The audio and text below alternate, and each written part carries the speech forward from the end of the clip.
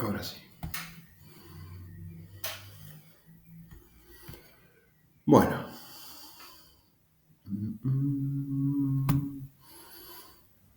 Los tengo acá. Bien. Voy a compartir pantalla para empezar con el tema de hoy, que es encendido electrónico. No, perdón, encendido era hoy.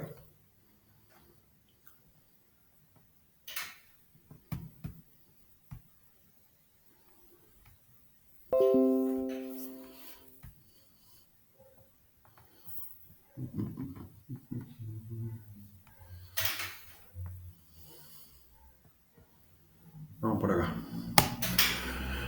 Bueno, ¿pueden ver lo que está en pantalla? Sí. Bueno, arranco entonces. Le doy para adelante, cualquier cosa me interrumpen, alguna pregunta, igual yo voy a ir parando para que me puedan hacer alguna consulta y demás. Pero bueno, arranco. No estoy atento al celular, así que si ustedes ven que alguien quiere entrar y yo no lo estoy escuchando, por favor avísenme y lo hago entrar. ¿Sí? Igual me tendría que aparecer el cartel. Pero por las dudas les aviso. Lo mismo que con la conexión, si se llega a cortar, vuelvo a hacer un enlace y los vuelvo a mandar por el WhatsApp. La onda es más o menos que estemos en una charla de 2 horas, ¿sí? Así que siempre se nos entiende porque empiezan a hacer preguntas y bueno, yo no tengo ningún problema, así que bueno, pero la idea es terminar a las 21, 21:05, 21:10. Sistema encendido es el día de hoy, lo que nos convoca. Habíamos visto algo de esto en clase, no habíamos visto nada, habíamos estado con cicloto, ¿no? Sistema encendido todavía no.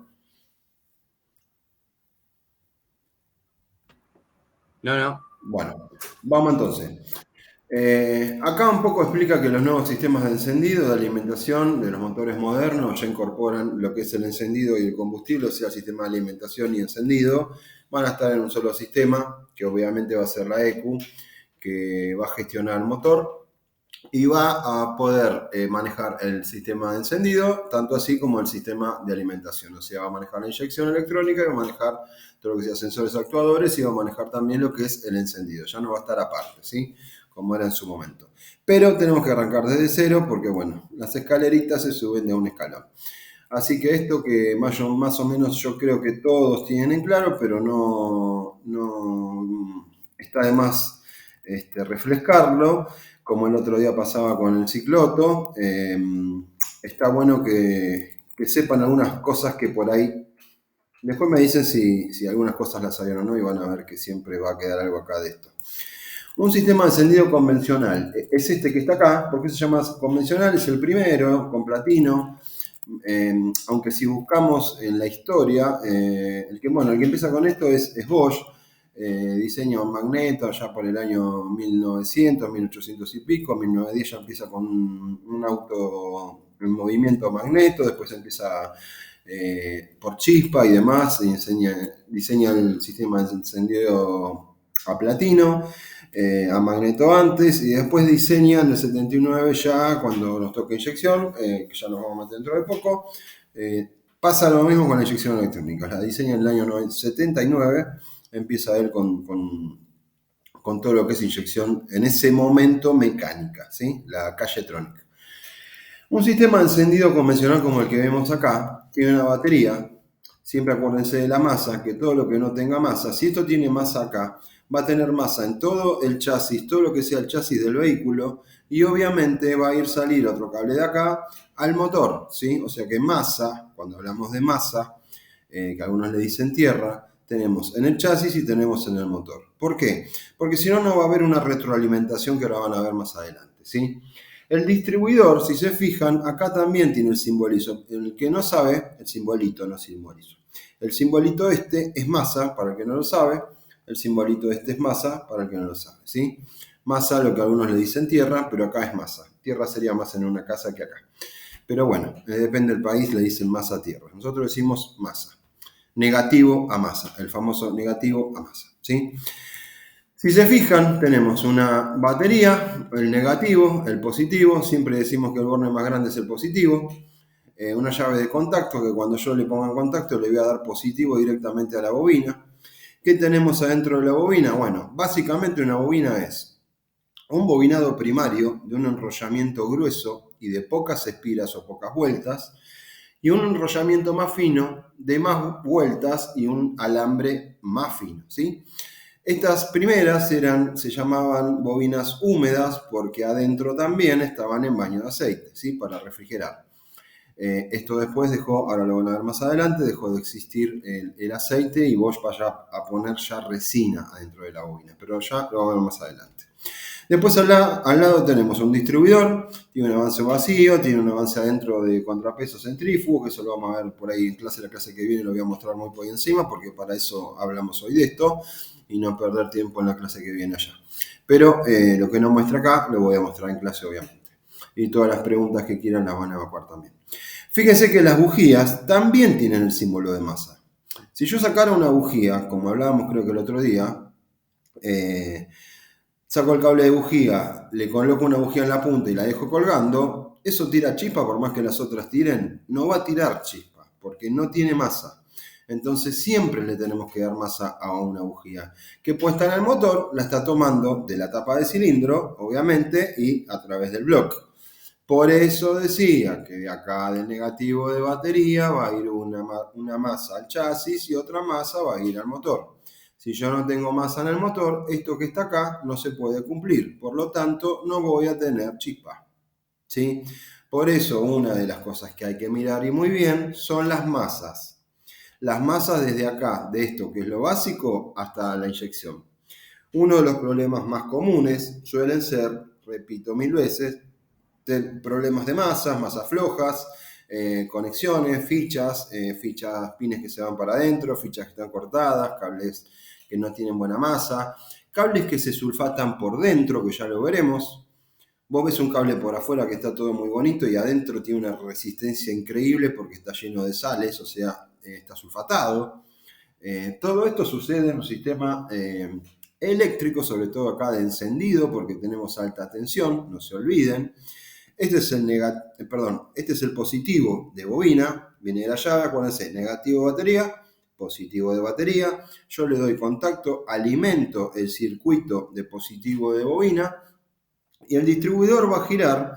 Y en este caso, como es por platino, va a sacar el negativo desde la carcasa del distribuidor. Por eso es importante que acá tenga masa, ¿sí? Por eso se dibuja la masa. Entonces la masa que el distribuidor va a ir tirando, que va a hacer cada vez que abre y cierre, la va a tirar a través de este cable al negativo de bobina. ¿Qué es lo que va a pasar acá adentro? Bueno, va a haber un tema de que se va a inducir el bobinado primario, va a ser un campo magnético, se va a cortar abruptamente, básicamente, porque hay un núcleo de hierro en el centro, y ese campo que se corta abruptamente es inducido por el secundario, que tiene muchas más vueltas, y va a salir las chispas de alta tensión. Ahora lo van a ver después más claramente, pero básicamente así es como funciona una bobina. Entonces, para que una bobina funcione, tanto esta a la más nueva de hoy, necesitan exactamente lo mismo. Un positivo de alimentación, la tengo con el negativo, con un positivo de alimentación y un pulso negativo de bobina, ¿sí? Acá va a ser negativo sí, negativo no, negativo sí, negativo no, negativo sí, negativo no. Para que se cumpla esto de la interrupción del campo electromagnético y salga alta tensión hacia el centro de la tapa del distribuidor. En este caso, como es distribuidor, va a ir al centro de la tapa, voy a tener un rotor. El rotor lo único que hace es girar en sentido horario o antihorario. No digo que son todos horarios porque hay algunos que son antihorarios. Me ha tocado, puedo decir algunos ejemplos, Dodge 1500, Bogotá 1500, Torino, qué sé yo. Todos esos giran en sentido antihorario, ¿sí? Entonces nunca generalicen y nunca den por hecho que todos giran en sentido horario, porque no todos giran en sentido horario. Como me doy cuenta, levantando la tapa al distribuidor, le doy un toquecito de arranque y sé para dónde gira el rotor. En ese sentido que gira el rotor, ahora sí voy a ordenar los cables por orden de encendido.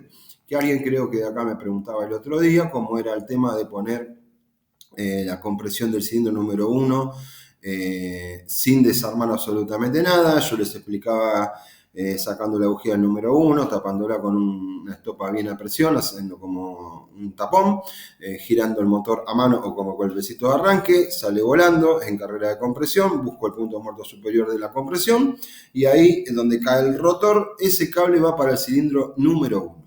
Por orden de encendido, si son 4 cilindros, en orden de encendido 4 cilindros en línea, es 1342. Entonces, el 1342 lo voy a tener que ordenar yo acá, en la tapa del distribuidor. ¿Sí? Si fuera un 6 cilindros en línea, sería 153624. ¿Sí? El procedimiento, lo mismo, busco compresión del 1, pongo un punto muerto superior, ya sé que está en carrera de compresión, y donde cae el rotor, pongo ese cable al cilindro número 1 y por orden de encendido 153624.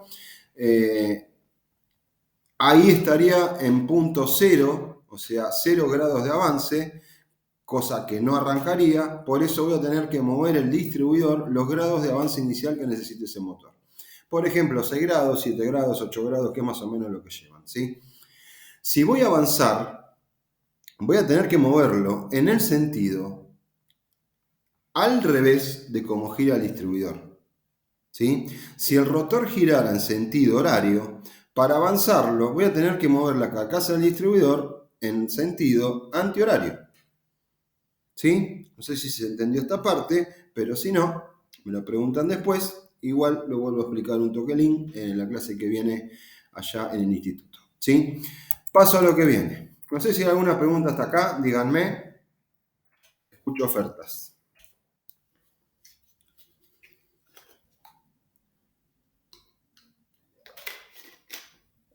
Nada. ¿Se escucha todo lo que estoy diciendo o no? Sí, joya. Bueno, listo, sigo, no hay preguntas, sigo. En un motor cicloto de 8, cicloto con sistema de encendido convencional, la bujía necesita una tensión de voltaje que está. Esto es importante porque a veces no los. Bueno, estoy seguro que muchos no lo saben. Porque lo pregunto todo el tiempo. Está entre 8000 y 15000 volts, ¿sí? Voy de vuelta. En un motor cicloto con sistema de encendido convencional, que es el que estamos viendo, o sea, platino, la bujía necesita una tensión, o sea, voltaje, que está entre 8000 y 15000 volts. O sea, para que salte la chispa, tiene que tener un voltaje de entre 8000 y 15000. ¿Sí? ¿Qué es lo que tiraban estas bobinas en ese momento? Esa tensión depende de muchos factores, que esto es lo importante saber. ¿Qué es lo que tiene que vencer la chispa de la bujía para poder entrar en el cilindro, en la cámara de combustión? Esto es lo que está acá enumerado en estos ítems. Esa tensión depende de muchos factores como el desgaste de las bujías, la separación de los electrodos, o sea, a medida que se vayan gastando las bujías, se van separando los electrodos y la bobina se va a tener que forzar más.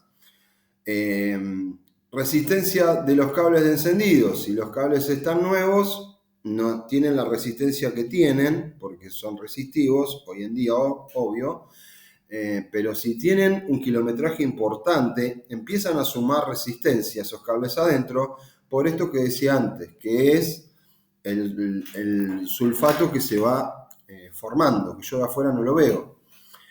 La resistencia del rotor del distribuidor, van a ver que el distribuidor tiene resistor ya, hoy los últimos que salieron, porque hoy ya no existe esto, ¿no?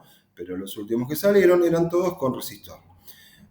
También va a depender de la distancia entre la salida de la alta tensión del rotor y los terminales de la tapa del distribuidor. Ahora lo vamos a ver eso. El punto de encendido, obviamente, o sea, lo que yo estaba diciendo recién, los grados de avance. Compresión de los cilindros. O sea, yo tengo una bujía que tiene que hacer saltar la chispa. Que en realidad la que manda la alta tensión es la bobina, ¿no? Pero esa bujía tiene que vencer la presión de compresión que hay adentro del cilindro. ¿Sí? Yo estoy teniendo una compresión importante encima de mezcla aire-combustible, o sea, mezcla aire-combustible, y tiene que ser superior la fuerza de la chispa para poder saltar a la fuerza de la compresión que hay ahí adentro. Por eso necesito este número de voltaje. Más o menos con 10.000 volts se la podría arreglar. Pero a medida que todos estos factores que fui enumerando antes empiezan a agravarse, por ejemplo, los cables de encendido ya son viejos, las bujías hace 10.000 años que no le veo la luz en la luz de bujía, se van separando los electrodos. En cada una de estas cosas, la bobina va teniendo que tirar más voltaje que esos 10.000 que se podría estar arreglando. Entonces empieza a tirar 11.000, empieza a tirar 12.000, empieza a tirar 13.000, empieza a tirar 14.000 y llega un momento que está al mango. Cuando está tirando al mango la bobina, estoy teniendo una bobina trabajando al mango todo el tiempo. Es por eso que hoy en día la línea Volkswagen, la pongo siempre por ejemplo, porque han hablado mucho y ha sido mucho de preguntas, no se quemaba por la bobina en sí, se quemaba por las bujías que nunca le daban luz y cuando sacabas las bujías tenían 2 metros entre los electrodos y nadie se daba cuenta. O sea, sigue pasando el día de hoy, ¿eh? La bobina no se quema porque la bobina es mala. La bobina, si vos le mirás la luz de bujía y la controlás, y tiene la luz adecuada, porque si le das cualquier luz estamos en la misma historia, la bobina no va a estar trabajando a los 50.000 volts, se la va a arreglar con 30. Estoy hablando de bobina Volkswagen, por ejemplo un Goltren, un Voyage, Suran y demás, que tiran 50.000 volts más o menos esas bobinas. No tienen que tirar 50.000 volts todo el tiempo, eso es lo que se creen las personas. Se las puede arreglar con 35, 36, 38, 31, 30, 41, se van a ir gastando 42, 43, se van gastando la bujía 45, 47, 48, hasta que llega un momento que está trabajando al mango. Está trabajando al mango, bueno, si vos tenés una bobina de ese estilo, trabajando a su máxima potencia por un determinado tiempo y se quema. ¿Qué querés que te diga? Se quema la bobina. ¿Es un problema de la bobina? No. Pero bueno, dato de color ahí para que tengan en cuenta. Acá está explicado lo que acabo de decir dentro de más o menos. Hay una cierta confusión en lo que se refiere a la tensión generada por la bobina. En realidad no es la bobina que manda la energía que quiere, sino que es ese sistema de encendido que la solicita o lo que necesita, ¿sí?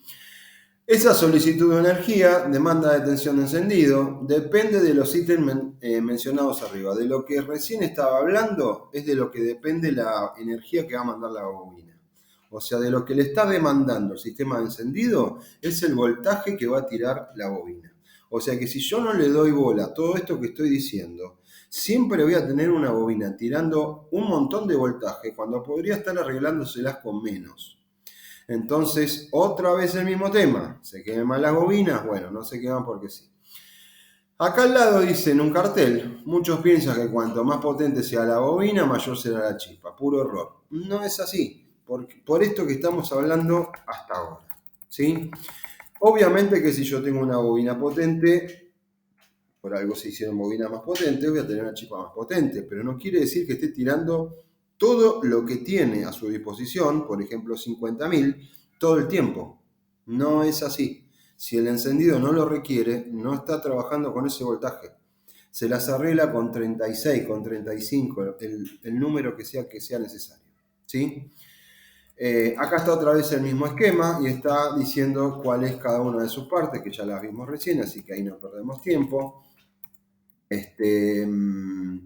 Bueno, acá está hablando de que una bobina es un transformador, básicamente, porque transforma de 12 volt a esta alta tensión de 12.000 a 15.000 de que estamos hablando. Y acá tenemos una bobina donde nos muestra el bobinado primario, bobinado secundario y el núcleo de hierro que tenemos en el centro. Estas son las bobinas más viejas, ¿sí? Las bobinas húmedas que se llamaban. Pero acá donde viene lo interesante que tienen acá al lado de la bobina.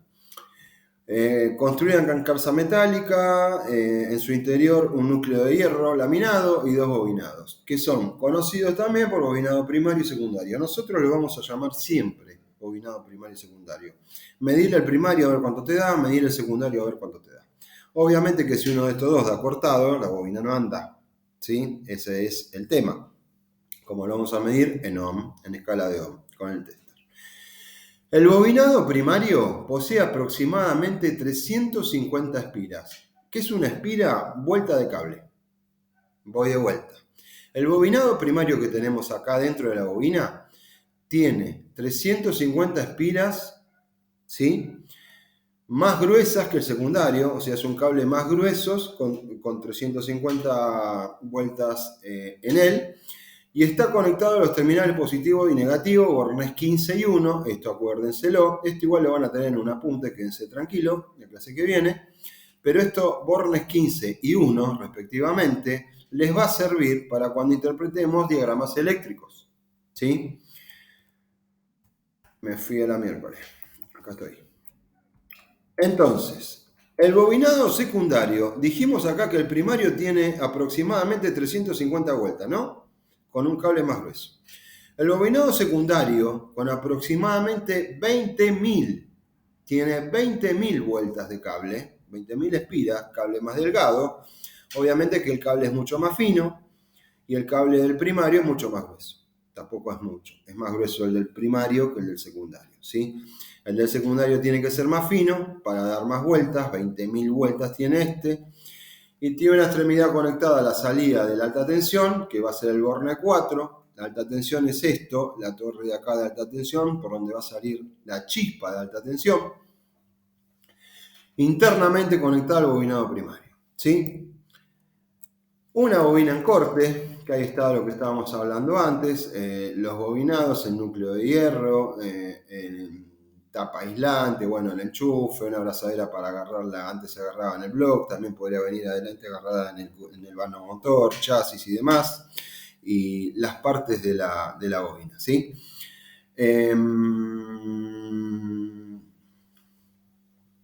Vamos con esto. Cuando se prende la llave de encendido, o sea, cuando doy contacto y se arranque, el platino se abre y se cierra, ¿sí? Con el platino cerrado, el bobinado primario recibe una corriente alrededor de 4 amperes. 4 amperes para un platino es algo importante, por eso no puedo manejar una bobina más potente de la que estamos hablando. Porque si yo le pongo una bobina más potente, va a consumir más amperaje. Si consume más amperaje, me derrite el platino. Primero que empieza a chisporrotear como loco y se empiezan a pegar los contactos. Y segundo que después se derrite por temperatura. Acuérdense que amper es igual a temperatura, ¿sí? Que sale de la batería por el polo negativo, camina por el chasis del vehículo, pasa por el distribuidor, platino y circula hacia el bobinado primario, ¿sí? Eso es lo que hace cuando abre y cierra platino. Acá tenemos el recorrido, que es lo que le decía antes. Masa, o sea, negativo, empieza a caminar, chasis del vehículo, o sea, yo donde pinche en el auto, en cualquier parte del auto que pinche, que sea chapa, voy a tener negativo, porque el chasis tiene negativo, ¿sí? El distribuidor está agarrado al block. El block tiene otro cable negativo directo de batería. Entonces, cada vez que gira, va a abrir y cerrar el platino, y cada uno de estos puntitos serían los pulsos negativos que va a inducir el campo magnético electromagnético adentro de la bobina, ¿sí? Para que cada vez que se interrumpa esto y se vuelva a conectar, salga una chispa de alta tensión y viaje por el cable de alta tensión al centro de la tapa y caiga sobre el rotor. El rotor va a girar y lo va a distribuir, depende el orden de encendido que yo le haya dado a los cables, ¿sí? ¿Hasta acá vamos bien?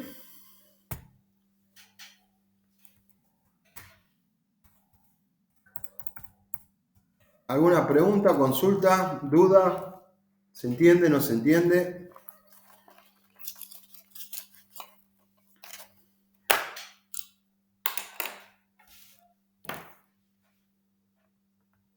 No contesta nadie. Bien, bien. ¿Bien? Sí. Profe, Sí, pregunta, ¿eh? diga. Yo habré visto muy pocos con platino y nunca en el taller que laburé, por lo general ya cambiaba más modernos, Sí. más autos modernos atendía. Uh-huh. Siempre fue un tema esto de entender cómo funcionaba Sí. el encendido a platino. El platino estaría dentro de la bobina, por ahí es una pregunta media pelotuda la que hago, pero No. El platino está acá dentro del distribuidor. Adentro del dentro del distribuidor, distribuidor. sí. El distribuidor tiene acá una leva, que ahora la vamos a ver, y la leva, si es un motor de 4 cilindros, va a tener 4 caras. Si es un motor de 6 cilindros, va a tener 6 caras. Entonces, en una vuelta de distribuidor, del eje del distribuidor, Va a abrir y Sí. cerrar 6 veces si tiene 6 caras o 4 veces si tiene 4 caras esa leva. El platino Bien. está apoyado sobre esa leva, ¿sí? Y de ahí donde se le da la luz de platino y a una vuelta de distribuidor, depende de las caras, repito otra vez, que tenga de levas ese distribuidor. Si es un distribuidor de 4 cilindros va a tener 4 caras, si es de 6 va a tener 6, si es de 8 va a tener 8 y así sucesivamente. Cada vez que abre y cierra se va a producir el campo electromagnético. De acá, el platino está conectado a una plaqueta que saca masa desde el distribuidor. Entonces, lo que hace el platino es como un interruptor de tu casa cuando vos prendés y apagás la llave de la luz. Exactamente Sí. igual, ¿sí? Tomalo como que es una llave que prendo y apago, prendo y apago, prendo y apago. Cada vez que prendo y apago, le doy negativo a la bobina. Sí. Esto lo hace girando el distribuidor automáticamente. Entonces, como está tirando ahora sí, ahora no, ahora sí, ahora no, en cada ahora sí, ahora no es un pulso y es una chispa de alta tensión que viaja al centro del distribuidor y va al rotor, que le va a Bien. pegar al que esté en ese momento apuntándole. Perfecto. ¿Estamos hasta Perfecto, ahí? listo. Bien. Clarísimo, sí, sí. Gracias. Digo, de nada.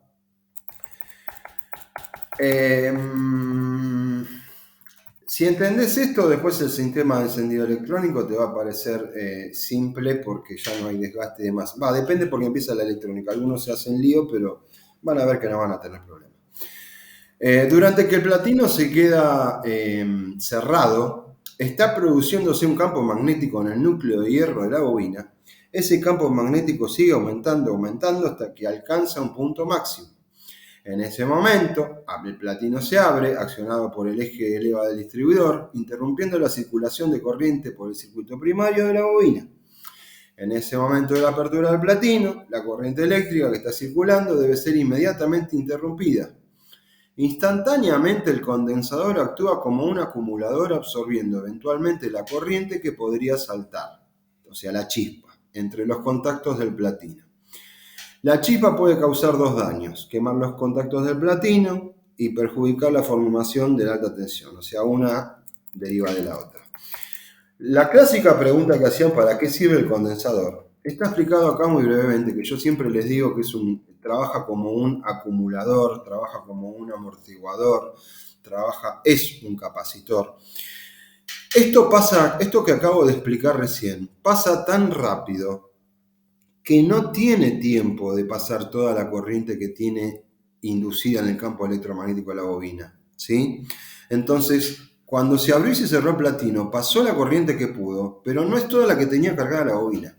¿Qué es lo que hace el condensador? Se queda con eso que no pasó.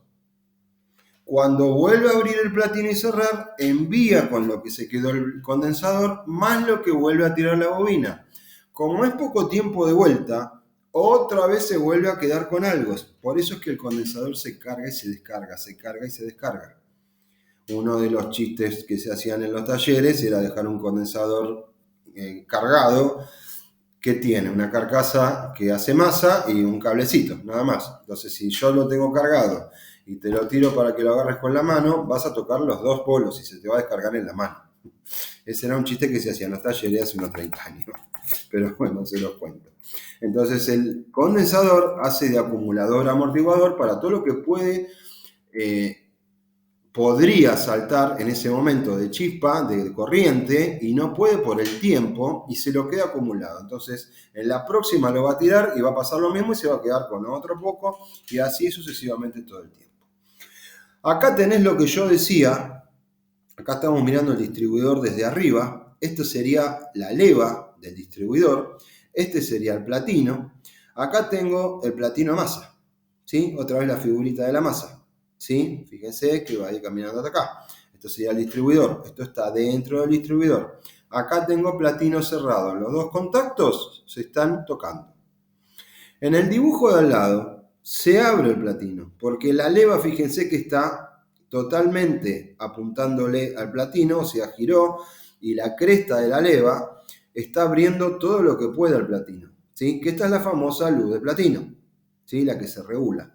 Que ya que estamos acá, le digo lo siguiente, para el que no lo sepa. Si yo tengo que regular una luz de platino, lo que tengo que hacer es girar el distribuidor y dejarlo de esta manera.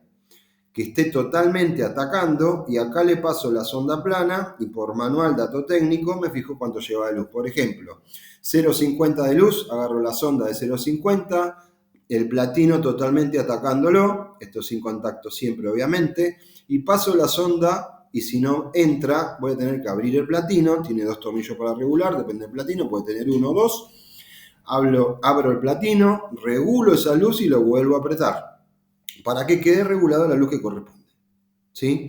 De ahí donde se regula la luz de platino. ¿Cómo se regula? Siempre con el platino atacando, obviamente. Entonces, acá al lado platino cerrado, acá al lado platino abierto, y acá tenemos el salto de chispa. ¿Sí? Cargó y descargó la bobina. Cuando la corriente circula por el bobinado primario, corriente primaria, se interrumpe bruscamente por el platino y el condensador, el campo magnético que se había producido en el núcleo de hierro desaparece repentinamente. Las líneas magnéticas, cuando están desapareciendo, empiezan a producir e inducir tensión en el bobinado secundario. La tensión producida en el secundario es elevada en función de la gran cantidad de espiras, ya dijimos que eran 20.000, ¿no? Vueltas de cable por los 20.000, ¿sí? Esto que estoy diciendo ahora les voy a mostrar un videito para que les quede más claro cómo es que funciona. Pero quiero que se queden con esto a ver si se entiende así, esto que estoy leyendo, que después en el video lo van a entender perfectamente porque es muy gráfico, obviamente, ¿no? Pero cuando la corriente circula por el primario, corriente primaria, se interrumpe bruscamente por el platino y condensador, el campo magnético que se había producido en el núcleo de hierro desaparece repentinamente. Las líneas magnéticas, cuando están desapareciendo, empiezan a producir, o sea, son inducidas, tensión en el bobinado secundario, o sea, son inducidas por el secundario. La tensión producida en el secundario es elevada porque tiene muchísimas más vueltas, ¿sí? Entonces ahí es donde se genera la alta tensión, ¿está? Ahora esto lo vamos a ver en un video para que el que no le quedó muy claro entienda cómo es que se genera ese movimiento y el campo magnético y qué es lo que pasa. La alta tensión producida en el bobinado secundario se dirige al cable de alta tensión de la bobina. Bueno, esto ya lo vimos, viene por acá, al centro de la tapa y lo distribuye, ¿no? De la bobina hasta la tapa del distribuidor, pasando por el rotor, y se distribuye una vez para cada cilindro de acuerdo con el orden de encendido de cada motor. Básicamente lo que dije antes. La corriente de encendido sale de la tapa del distribuidor, pasa por cable de alta tensión, cable de bujía, llegando hasta la bujía, donde a través del electrodo, de los electrodos, se produce la chispa de alta tensión. Eso ya es en la bujía. Tensión de la bobina de encendido, esto es por osciloscopio, no es muy gráfico, pero ahora vamos a volver acá. Me voy a ir un cachito a esto que tenemos acá. ¿Todos me están escuchando? Dígame si se escucha el sonido del video.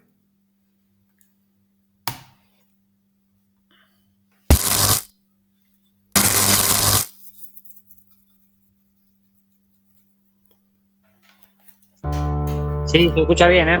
Perfecto.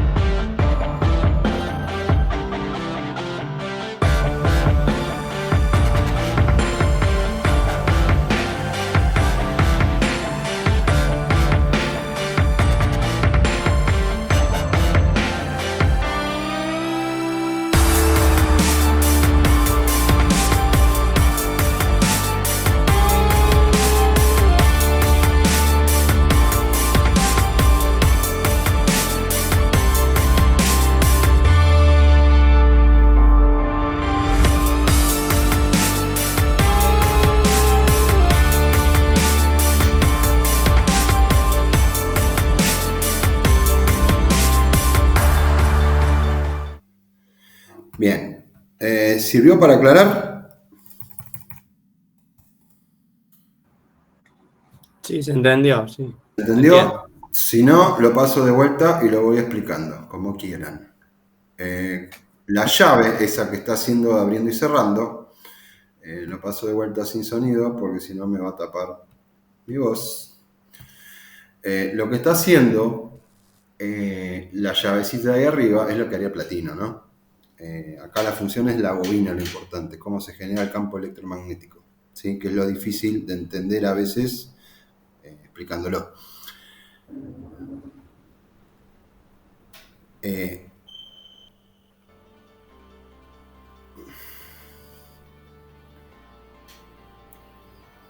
Distribuidor, amasa, bobina, positivo de alimentación, y en negativo, que esto sería del distribuidor, ¿sí? Bobinado primario, bobinado secundario del otro lado, núcleo de hierro en el medio.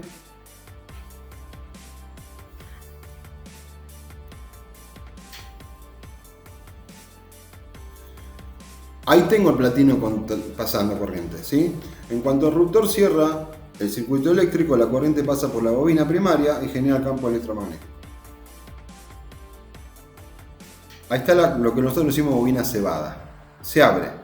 Cuando se interrumpe el circuito eléctrico, el campo magnético de la bobina primaria decae. Esta caída del campo magnético induce la alta tensión en la bobina secundaria cuando la línea de flujo magnético pasa por ella. ¿Qué es lo que va a provocar? La alta tensión que acaba de salir por acá. Otra vez se vuelve a repetir y así sucesivamente.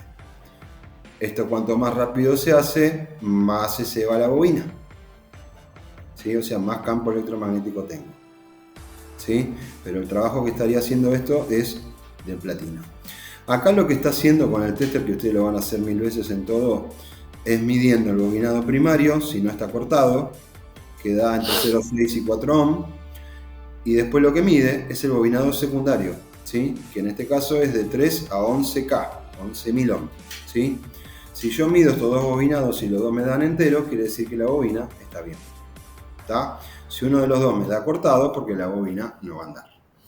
Entonces, una falla común de bobina es que, por ejemplo, en caliente falle, se apaga el motor, lo dejo enfriar, una de las cosas que pasaban antiguamente y en algunos coches pasa todavía. ¿Qué es lo que pasa con los metales y la temperatura? Ya lo hemos dicho, dilatan, ¿no? Entonces, tengo imagínense una de las vueltas del bobinado que se corta un hilito y cuando calienta, la bobina cuando está trabajando se calienta, ¿no? Entonces, cuando se calienta se separa, no hay más bobina si se separa, no trabaja más la bobina, se apaga el motor. La dejo enfriar, lo pongo en marcha y arranca. Está un rato en marcha, se vuelve a apagar. ¿Por qué? Porque se vuelven a tocar los cables cuando se enfría. ¿Sí? Esa es una falla típica de la bobina. ¿Cómo la encuentro? Parado al lado del auto, con el capó abierto, motor en marcha, tomando mate y tester al lado. Cuando se apaga, mido bobinado primario y secundario. Lo voy a enganchar seguro. Y estoy dando un diagnóstico certero, porque estoy midiendo que el bobinado está cortado. ¿Sí? ¿Se entiende esto?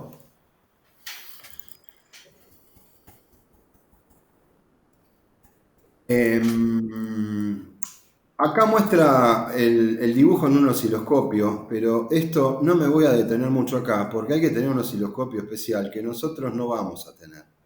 ¿Por qué? Porque es muy caro medir la alta tensión.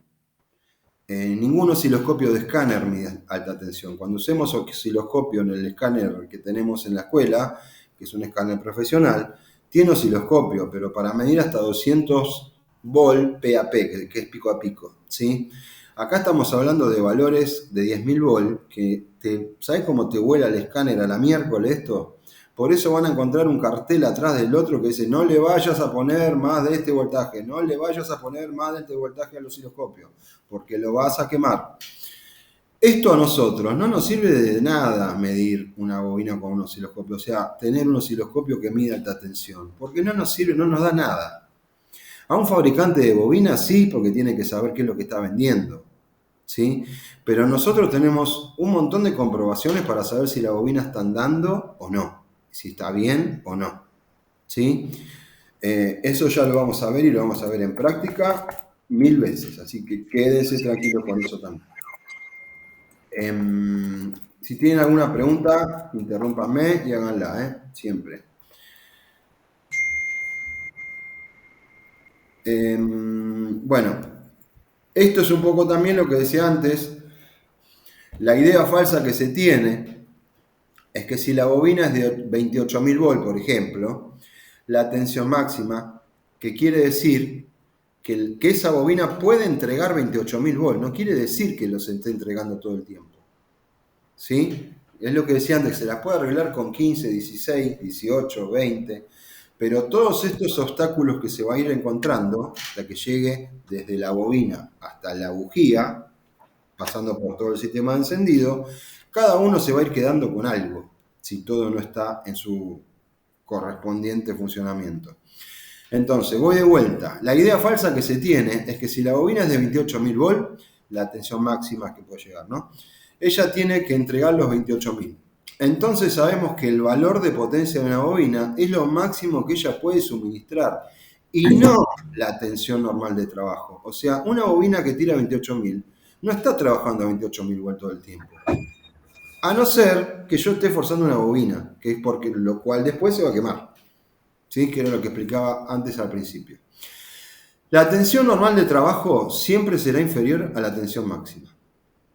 O sea que nunca va, a no ser que pase todo esto que dije, que esté mal, va a estar trabajando al mango la bobina y es cuando se quema. Si yo lo tengo por un tiempo determinado, me voy de acá a Mar del Plata con una luz de bujía de 2 metros y se va a quemar la bobina. Y sí. ¿Y es culpa de la bobina? Y no. ¿Qué es lo que hacen? Cambian la bobina, se vuelve a quemar. Esta bobina de porquería, dicen. Y no es la bobina el problema. Acá hay un dato interesantísimo para que se entienda esto que estoy diciendo. Acá tienen abajo, voy a bajar un cachito más y vuelvo para arriba. Acá tienen abajo la luz de bujía, que esto sería una bujía nueva, y esta es la luz. Cuando yo digo luz de bujía, es la distancia que hay. Primero, este es el electrodo masa que está en la rosca, electrodo masa y electrodo central. Esto lo habíamos hablado la otra vez, me acuerdo, la clase pasada. Y la luz que hay, o sea, la distancia que hay entre estos dos electrodos, es la luz de bujía. Por catálogo, nosotros nos vamos a manejar por catálogo y vamos a buscar por marca de auto cada vez que tengamos que ver un auto y haya una falla. ¿Qué luz de bujía lleva ese vehículo? Vamos a sacar las bujías y vamos a medir la luz, ¿sí? Después de que la bujía empieza a hacer kilómetros, la empieza a desgastar, lo que se desgasta es el electrodo central. ¿Qué empieza a pasar? Se me empieza a caer la luz. ¿Qué empieza a pasar con la bobina? Empieza a entregar toda la corriente que puede, que es lo que venimos diciendo. Y el dato interesante acá está acá, en dos partes. Con la tensión de 10.000 volt, por ejemplo, es suficiente para superar todas las resistencias, lo que dijimos antes, las barreras, encontradas por el camino que son distancia entre los electrodos de la bujía de encendido, distancia entre la salida de alta tensión de la punta del rotor y la tapa del distribuidor, que muchos piensan que toca, y ahora les voy a mostrar que no, resistencia xenón del rotor, resistencia xenón de los cables de encendido, cable de bujía, y otros factores más que fueron comentados anteriormente, lo que dijimos antes. Y miren esto. Ejemplo, cuando la bujía de encendido es nueva, los electrodos tienen la distancia entre electrodos alrededor de 0,7. Esto es un ejemplo. Hoy están en 1,1, 1 milímetro. Depende del auto también. Depende del auto. Cada fabricante dice la luz de bujía que corresponde para su vehículo y nos da también el dato de qué bujía lleva. Supongamos que es de 0,7 milímetros, dependiendo de cada aplicación y vehículo, ¿no?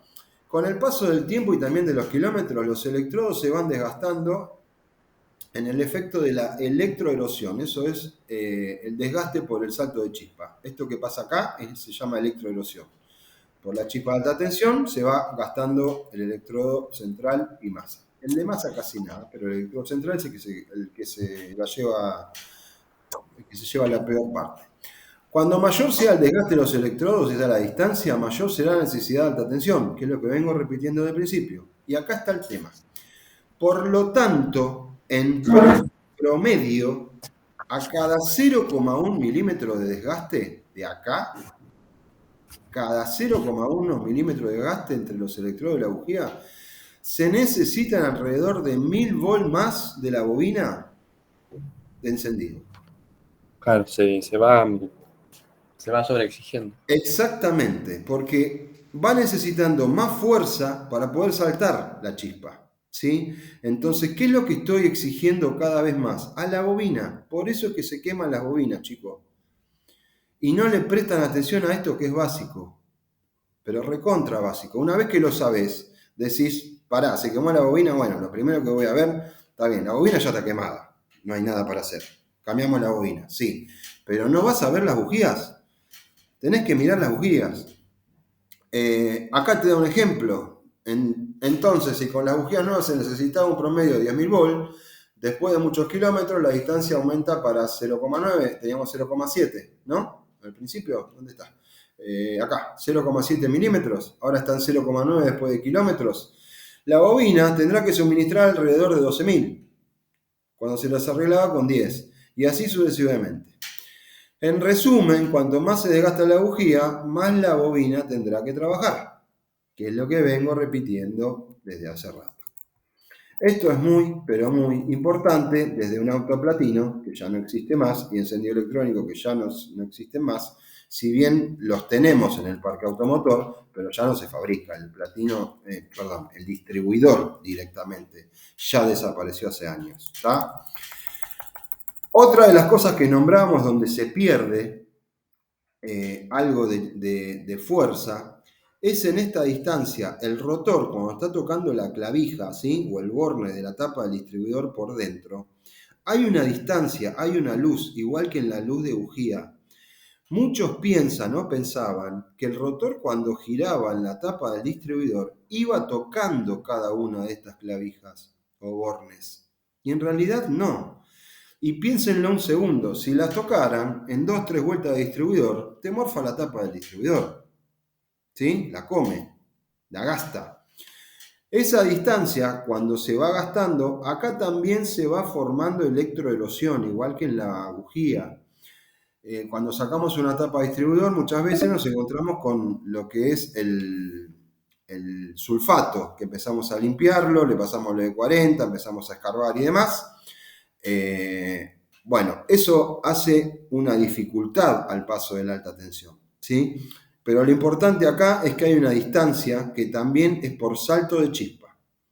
La alta tensión de la bobina viene por acá, llega al centro del rotor, camina por el rotor y salta la chispa hacia la clavija o borne de ese cable de bujía y se va por el cable de bujía, ¿sí? Hay una distancia.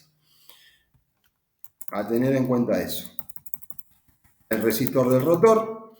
Si yo tengo un rotor con resistor, que después en los encendidos electrónicos ya empezaron a venir todos con resistores y con inyección ni hablar. El resistor es este material que se ve acá, que justamente es un material resistivo. Esto es medible con el tester, o sea, yo voy a medir desde el centro a la punta y me va a dar cuánto tiene resistencia acá en el medio, ¿sí?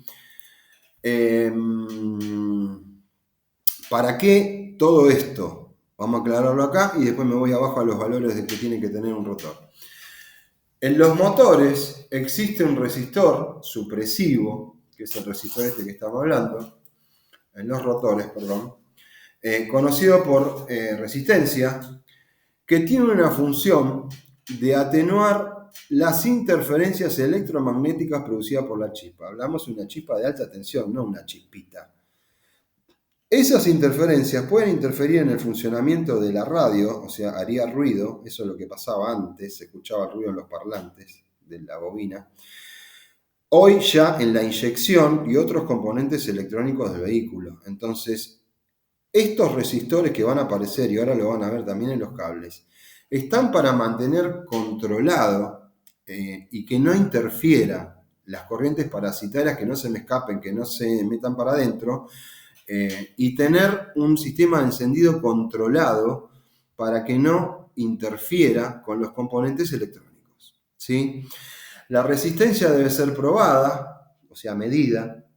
Si está desconforme con la recomendada, el rotor tendrá que ser reemplazado y no podrá influir en la potencia del encendido.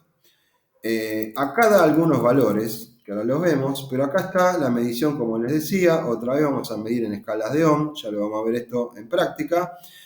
Y el rotor se mide desde el centro hacia la punta, ¿sí? ¿Cuánto me tiene que dar? Y bueno, depende del rotor. Esto está expresado en K, ohm, o sea, kilo ohm. Un kilo es 1000. Si yo compro un kilo de pan, estoy comprando 1000 gramos de pan, ¿sí? Si yo hablo de un kilo ohm, estoy hablando de 1000 ohm. Entonces, si yo digo un K, son 1000 ohm, ¿sí? Si yo digo 4 a 5K, es de 4000 a 5000 ohm. Este es lo mismo, 4,5 a 6, o sea, de 4500 a 6000 ohm, de 4500 a 6000 y así sucesivamente, ¿sí? Depende del rotor, tendrá su resistencia por tabla, ¿está? Después, esto hay catálogos para fijarse, pero uno después con la práctica ya empieza a saber de cuánto tiene más o menos un rotor. Pero lo que quiero que sepan y entiendan es que es medible totalmente, y si no hay resistencia, si la resistencia está cortada, me va a aparecer un 1 a la izquierda. O sea, si el rotor está cortado, la pasta resistiva, y no va a arrancar nunca. Otra vez midiendo, acabo de sacar la falla de por qué no arranca el vehículo. Obviamente todo esto lo estoy diciendo por el sistema de encendido, pero en clase vamos a ver el protocolo que sigo, desde dónde arranco y cómo voy el paso a paso hasta llegar al componente que no funciona. Pero con seguridad, no a ver si es, voy a cambiar esto, o voy a comprar esto a ver si es, o para mí es la bobina. No, van a estar seguros de que es la bobina, o van a estar seguros de que es un rotor, o van a estar seguros del componente que sea porque lo van a estar midiendo, ¿sí?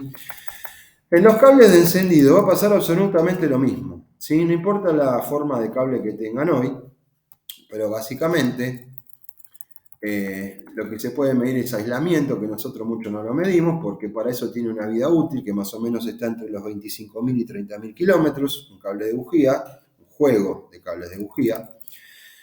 La supresión de interferencias, con la misma finalidad del resistor, los cables de encendido también poseen la característica de eliminar interferencias electromagnéticas producidas por la alta tensión. No se olviden nunca que están manejando alta tensión. Esas interferencias pueden perjudicar el funcionamiento de componentes electrónicos del vehículo. Hoy tengo 10 millones de componentes electrónicos en un vehículo, como radio, unidad de comando, la inyección electrónica, etc., ¿sí? Y acá abajo, el resistor está incorporado al cable de encendido y puede ser de dos formas. Los TS, terminal supresivo, o los cables CS, que son los cables supresivos.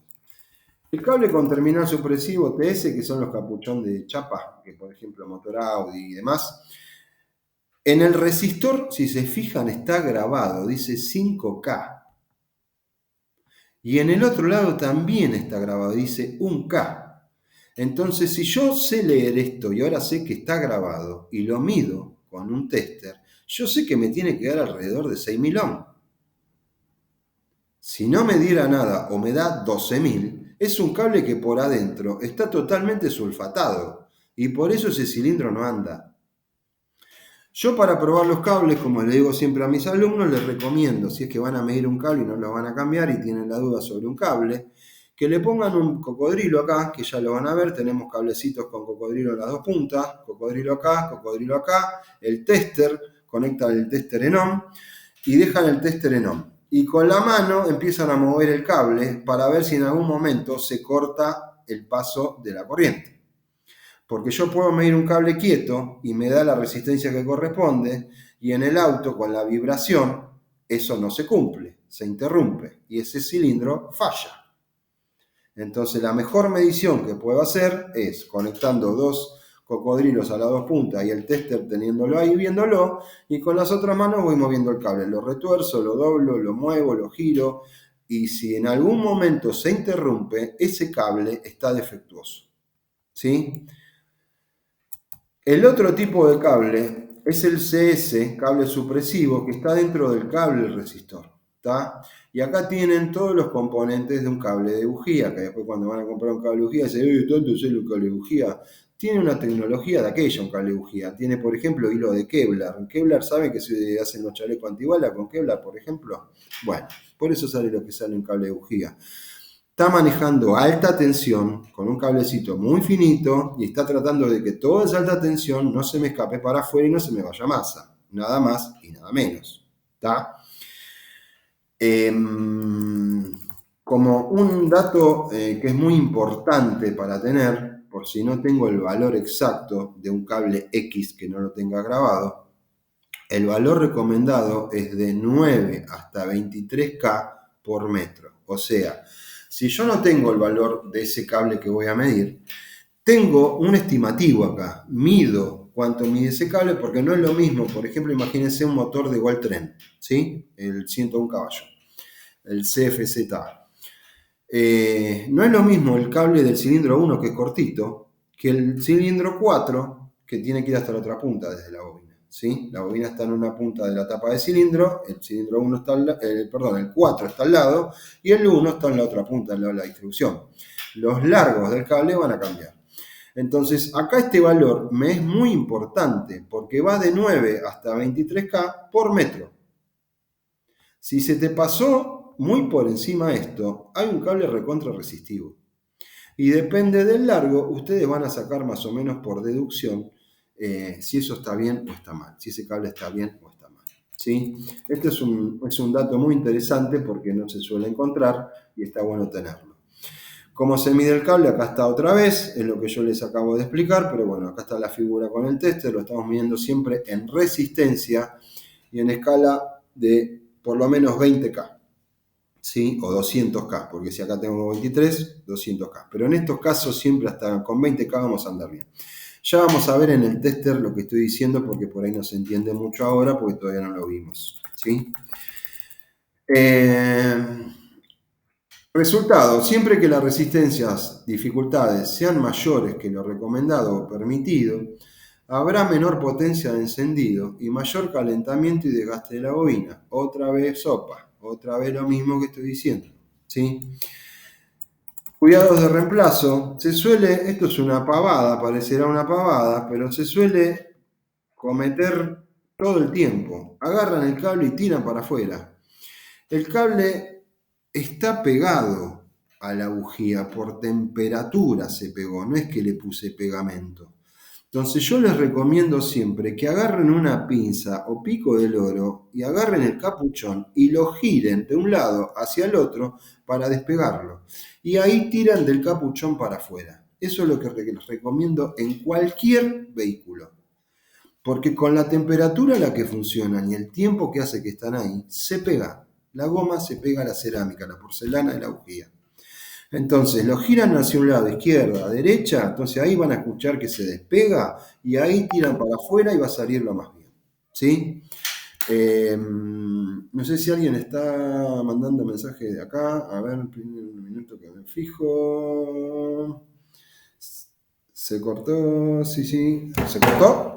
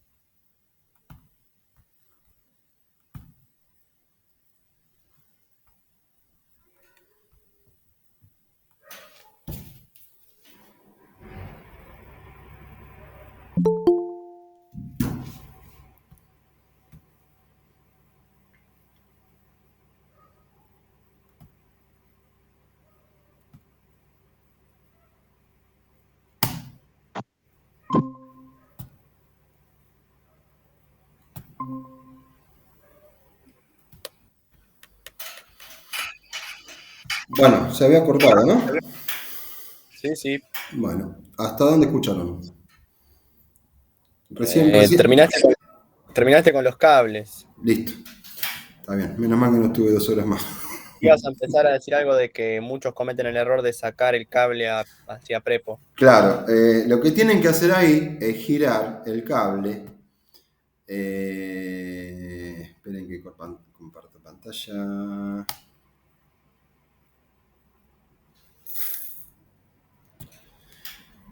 Es muy sencillo lo que estaba diciendo, pero es un error que se comete.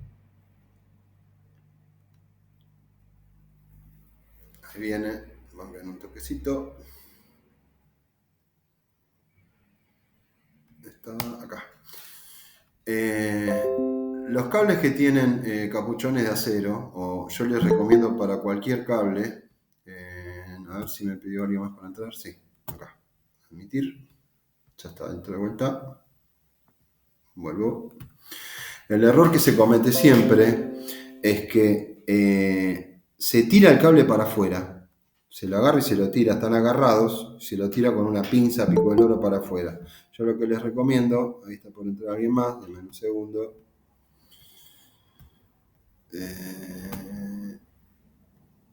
Ahí está. ¿Estamos todos? Bueno, vuelvo. Lo que suelen hacer es tirar para afuera y se quedan con el pedazo de cable de bujía en la mano y el capuchón puesto en la bujía. Otro más. ¿Qué pasó? ¿Y ahora entró más que antes?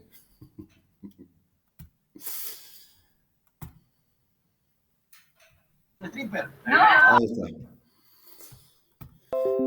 Bueno, lo que estaba diciendo es que suelen tirar el cable para atrás y lo que yo les recomiendo es girar el capuchón hacia un lado y hacia el otro con una pinza o con pico del oro para despegarlo, porque con la temperatura a la que funciona se pega el capuchón a la porcelana de la bujía. Entonces, si vos tirás para afuera de una, lo más probable es que rompas el cable. Entonces, si yo tengo que sacar una bujía para ver cómo está en la bujía, o para hacer una limpieza, o para calibrarlo, para ver un diagnóstico, que ahora lo vamos a ver, yo saco un diagnóstico de la bujía, es una recontra herramienta que tengo para utilizar. Un diagnóstico desde sacando una bujía, ahora lo van a ver. Entonces, lo que yo siempre recomiendo, agarren una pinza pico del oro, giren el capuchón de la bujía hacia la izquierda, hacia la derecha, y ahí sacan el capuchón hacia afuera, ¿sí? Ahí recién sacas el capuchón hacia afuera. Si vos tirás de una, esto está pegado y lo más probable es que te quedes con el cable en la mano. Rompiste un cable y tenés que comprar el juego de cable. ¿Sí? En el caso que hiciera falta cambiar los cables, todo bien, pero si vos estabas sacando las bujías, rompiste los cables, tenés que ir a comprar los cables. ¿Está? Esto era lo que estaba diciendo antes. Entonces, giren hacia un lado, giren hacia el otro, ahí se despega, porque se pegan por la temperatura, y ahí sacan el capuchón para arriba. ¿Está? Bien.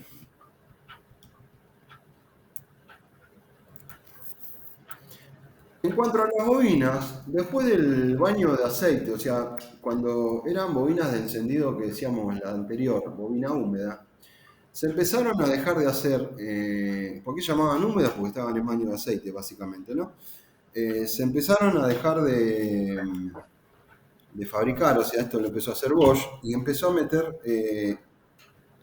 algo parecido a la brea, que es una resina, por eso se llama bobina fáltica, y ya no tienen baño de aceite estas bobinas que están acá, y ahora van a ver lo que tiran estas bobinas. Entonces, ¿qué tengo a favor con este tipo de bobina? La bobina fáltica, al no tener adentro aceite, yo ya la puedo poner al revés, o sea, puedo poner esta parte mirando para abajo, que el aceite no se va a salir. En cambio, en una bobina húmeda con aceite, si yo pusiera esto para abajo, esa bobina se pone en corto. ¿Sí? Empieza a fallar y deja de andar la bobina. Entonces, cuando aparece esta bobina fáltica, yo ya puedo poner la bobina en cualquier posición, inclinada, 45, 90, mirando para abajo la torre de alta tensión, ya no importa la posición. En cambio, cuando tenían baño de aceite, tenía que ir la bobina parada, sí o sí. ¿Está? Acá, bueno, esto es un poco propaganda de la marca, pero bueno, te dice que esta bobina tiene más cantidad de cobre que esta, por ende va a tirar más cantidad de chispa o chispa con más potencia. Dando calor. Voy a sacar esto. Y aparece la resina fáltica, como les decía. Y ahí están digamos, las cosas a favor que tendría, que es un mejor aislante sólido, mantiene los bobinados fijos, la resina sólida evita cortocircuito interno, evita goteos, o sea, no hay más aceite que pierda, funciona en cualquier posición, que es lo que acabo de decir, mejor rigidez dieléctrica, o sea, no va a tener pérdidas por ningún lado, mayor potencia de encendido y se aplica en encendido electrónico. Quiero que miren esto un poquito, esperen que me pide otro más para entrar. ICL, ¿va a entrar? No sé quién entra a ICL. Me están controlando. A ver quién tiene el micrófono prendido, chicos, por favor. Fíjense en una bobina E12. Esta es una de las bobinas asfálticas de Bosch, E12. Esta tiene 24.000 volt. Nosotros la conocemos como la plateada. Esta es una bobina E12. 24.000 volt de tensión máxima. 13.000 chispas por minuto. 13.000 por minuto. No sé si te alcanza, en general aplicada a vehículos de 4 cilindros, a platino y a gasolina. ¿Sí? Acá dice que esta bobina tiene 350 espiras de vueltas de cable. El primario, bobinado primario, como hablábamos antes. El bobinado secundario tiene alrededor de 20.000 vueltas. O sea, siempre el primario, vueltas más gruesas y menos vueltas. Y el bobinado secundario, muchas más vueltas y el cable de bobinado más fino. ¿Sí? Aparece la bobina K12B, que nosotros le decimos la azul. Esta de acá arriba es la plateada. ¿Sí? Esta le decimos la azul. La K12 tira 26.000 volt. 16.000 chispas por minuto aplicadas en vehículos 4 y 6 cilindros a platino de gasolina. La bobina de aluminio puede ser reemplazada por la K azul. Bueno, me voy a la de abajo, que es la KW, que nosotros le decimos la roja de Bosch. 28.000 a 34.000 volt, 18.000 chispas por minuto. O sea, es una barbaridad esto. No sé si tienen noción, pero esto es una barbaridad. O sea que tengo por demás calculado el voltaje de alta tensión que podría necesitar en un encendido de los que estamos hablando, ¿sí? Que es el encendido convencional o a platino, que es el que estamos tocando hoy.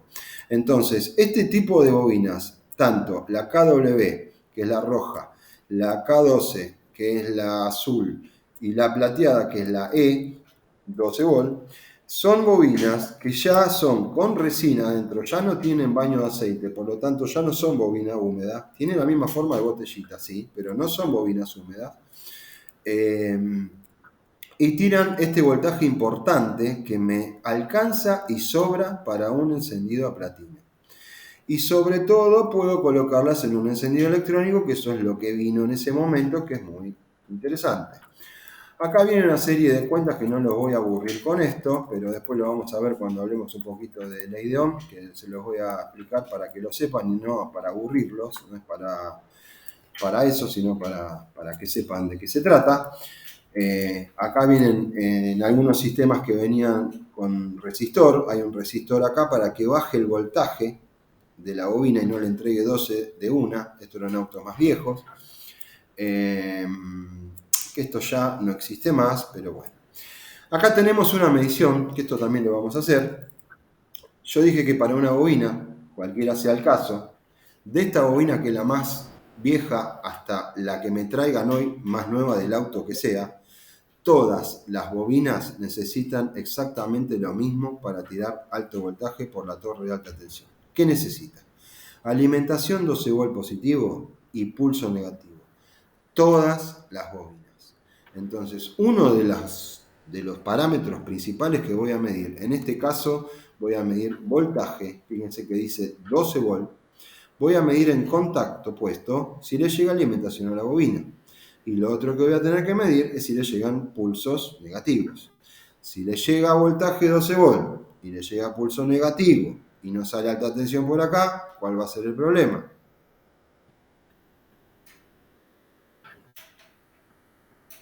A ver. La bobina. Exactamente. Bien ahí, se entendió entonces. Esto, chicos, lo que acabamos de decir, Es para todas las bobinas, no es para estas bobinas, es para todas. Si yo mido una bobina doble, que ya las vamos a ver y demás, tengo que medir lo mismo, que le llegue alimentación 12 volt, y si es una bobina doble va a tener que tener 2 pulsos negativos. Porque una bobina la va a manejar con un pulso y la otra bobina la va a manejar con otro pulso. Entonces tiene que llegar un pulso negativo a una y un pulso negativo al otro. ¿Sí? Esto se cumple en absolutamente todas las bobinas, no importa el caso, marca y potencia, ¿tá? Y vehículo. Bueno, acá Bosch tira una serie de datos, por ejemplo, de bobinados primarios, de las bobinas que estuvimos viendo arriba. ¿Cuánto me tiene que dar el primario en resistencia? Que eso lo vamos a ver en clase, ya en el instituto, cuando empecemos a medir, ya clase, en una o dos clases ya va a empezar. ¿Cuántos son los valores? Todo muy lindo, pero ¿cuánto me tiene que dar? Bueno, acá te empieza a tirar los datos para las bobinas que acabamos de ver, del bobinado primario y el bobinado secundario, ¿sí? Porque otra cosa de las que pasa es, yo estoy midiendo esto, ¿y está bien o está mal? ¿Qué onda? Eso es lo otro que me va a faltar. Como siempre les digo, la información hoy es una herramienta más, ¿sí? A ver si me están pidiendo para entrar. No, no me están pidiendo para entrar, porque me suena un plim, plim, plim, y es un... Vuelvo. Bueno. Prueba de bobina, bobinado primario y secundario. La bobina del primario, para que lo sepan, esto lo vamos a ver después. Ya que estamos con esto, se los muestro para que lo tengan. Pero por ahí muchos lo saben, por ahí algunos no, pero bueno, si ya lo quieren ir practicando. En una bobina, el bobinado primario lo mido entre el positivo y negativo. Primero, cuando estoy midiendo resistencia, no hay voltaje, porque es un componente que tengo en la mano. Acá la bobina, la ven arriba de, supongamos, una mesa o un banco de trabajo. Acá no hay alimentación, acá no hay volt, ¿sí? Entonces estoy midiendo resistencia del bobinado primario. Yo les digo que se mide entre el positivo y el negativo para que se den una idea de dónde tienen que tomar la medición. Pero en realidad, en resistencia, no hay positivo y negativo. Es indistinto que yo ponga el tester el rojo acá, el cable rojo acá y el negro acá, o que los ponga al revés. Es indistinto porque estoy midiendo un bobinado, ¿sí? Entonces el bobinado primario se mide entre el negativo y el positivo de bobina y me tiene que dar lo que tenga esa bobina. El secundario se va a medir entre cualquiera de estos dos, positivo o negativo, como los que medimos acá, entre cualquiera de los dos, positivo o negativo, y alta tensión. ¿Sí? Voy a tener que meter acá adentro, si no me entra el tester, una punta. Nosotros solemos utilizar un destornillador de los chiquititos que un compañero apresiona hacia adentro y otro toma la medida con el tester.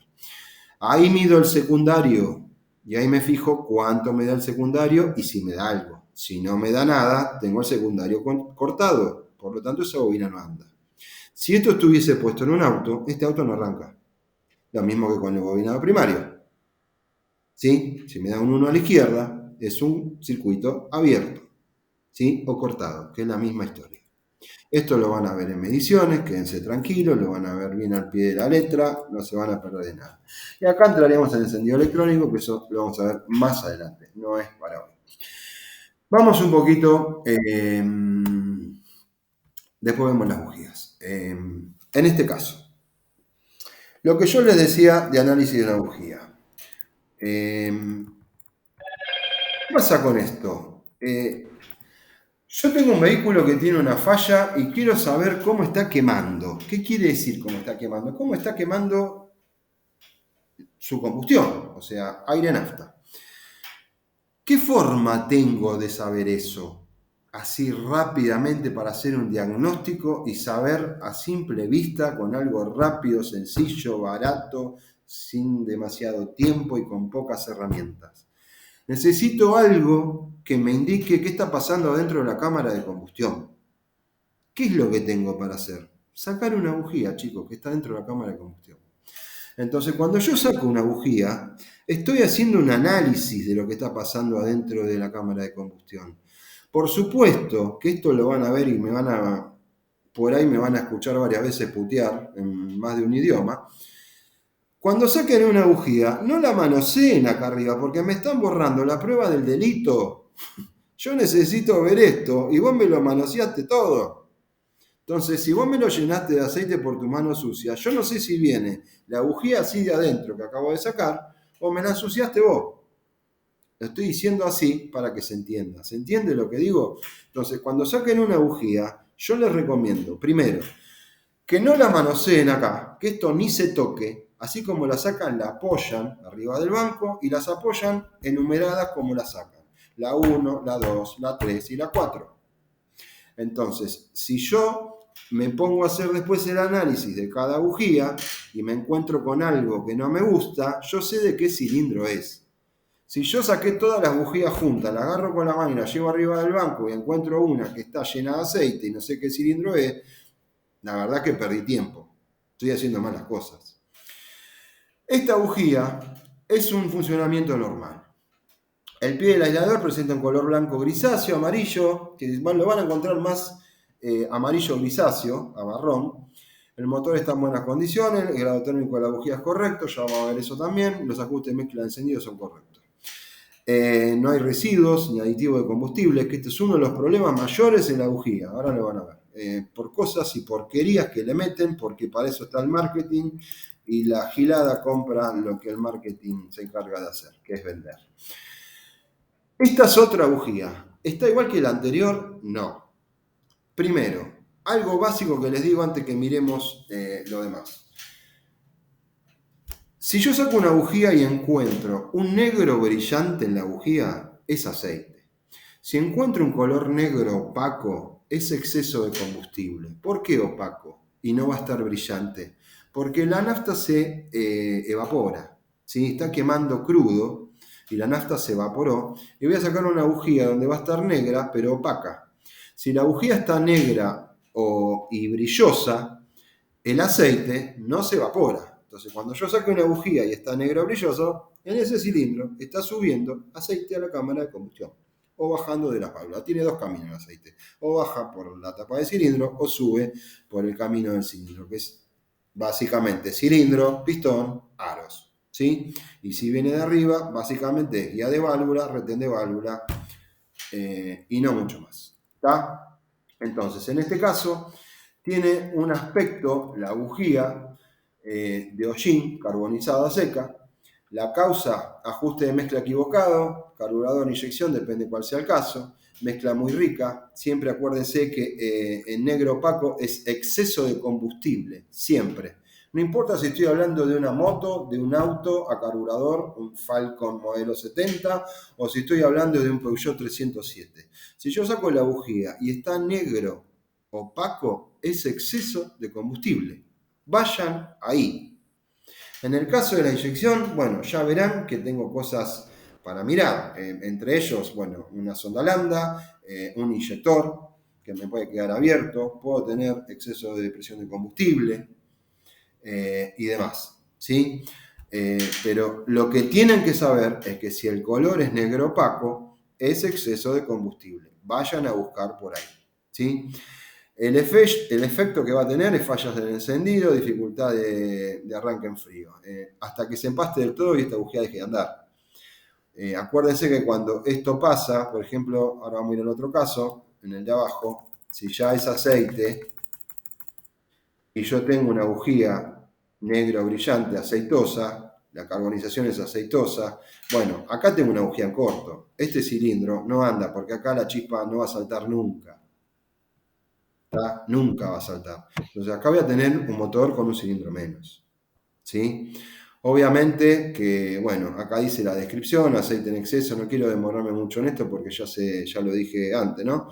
Cilindro, pistón y demás, válvula, guía de válvula, lo acabo de decir. Y el efecto, obviamente, ¿cuál va a ser? La falla de encendido, dificultad de arranque. Si esto lo tengo en los 4 cilindros, más que dificultad de arranque, no hay arranque, no arranca. ¿Sí? Bueno, mirá la solución, rectificar el motor, por ejemplo, en esto. Vamos a otro color de bujías, a otro caso. Escucho ruiditos. Sí, acá me está pidiendo alguien entrar. Ahí lo dejé entrar.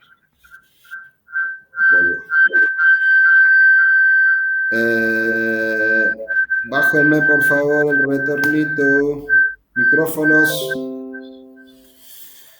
Residuos de hierro. Se van a encontrar, bueno, esta es una bujía, por ejemplo, la iridium, ¿no? Y puede ser también la fusión, la bujía fusión, ahora les voy a mostrar. Por favor, pongan en mudo el micrófono, chicos, porque se escucha un eco. En este caso, fíjense que la característica de la bujía es distinta, ¿no? El color, cómo está y demás. Residuos de hierro. Y acá donde empiezan los temas del ser humano, más de la bujía. ¿Por qué? ¿Cuál es la causa? Fíjense cuál es la causa. Aditivos de combustibles ferrosos, residuos de corrosión de piezas del motor, sistema de combustible. El sedimento surge durante el funcionamiento del motor normal, después de muchos kilómetros. Esto es en el caso de que sea un motor con desgaste, pero también puede ser por aditivos de combustibles ferrosos. Por eso yo nunca, jamás en la vida me van a escuchar decir a mí que le pongan un aditivo a la nafta. Un limpia inyectores, por ejemplo. Obviamente que hay personas diciendo en la tele, redes sociales y demás, haciendo propaganda, vendiendo aditivos para la nafta.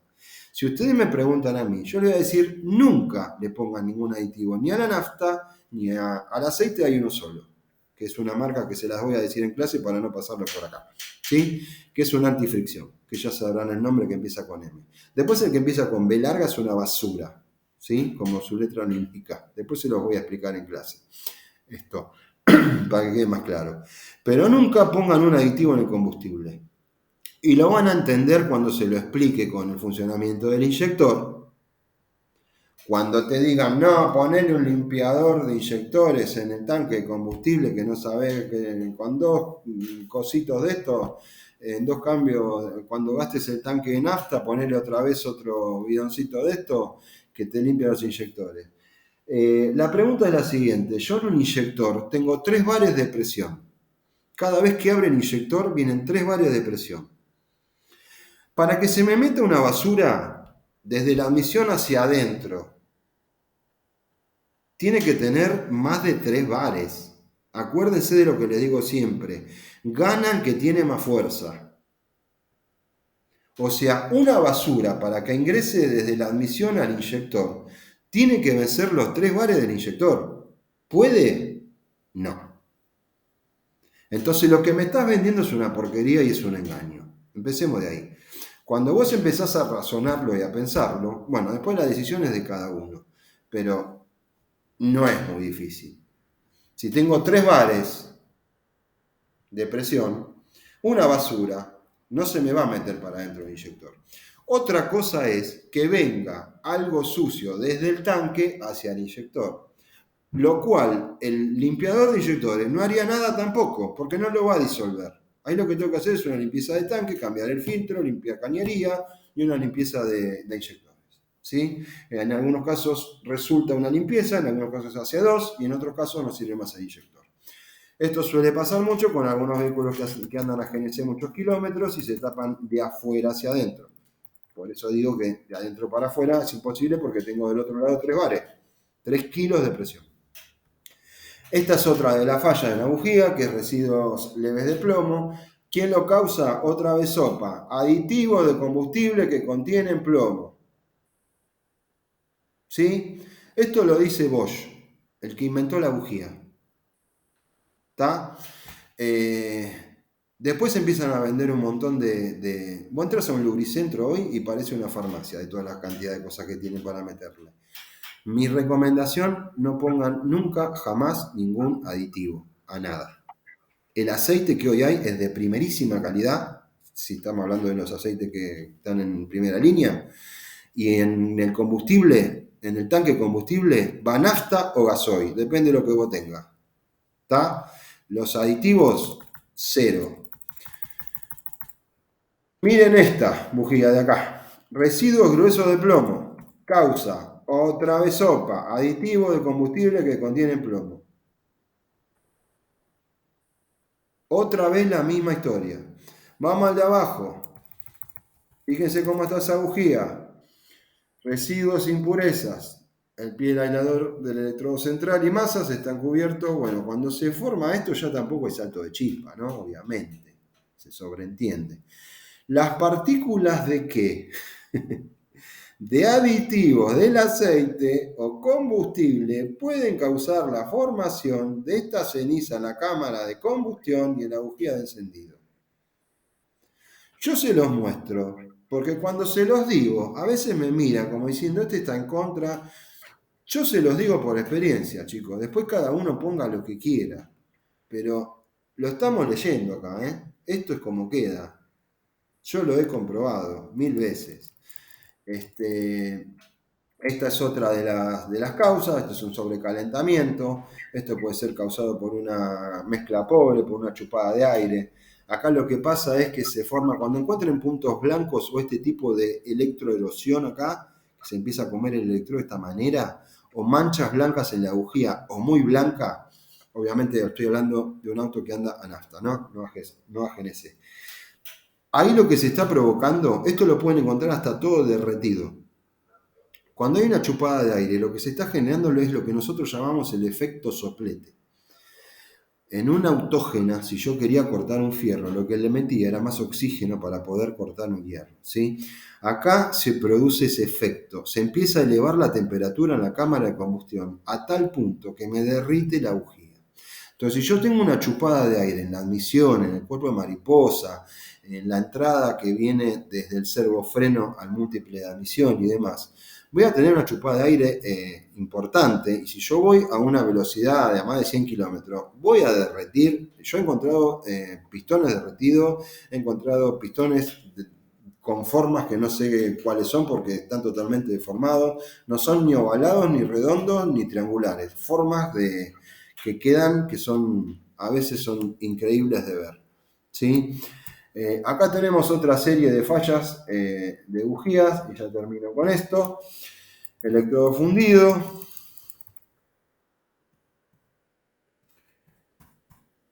Esto sí, acá también tiene la porcelana una rajadura. Esto va a tener también una falla particular.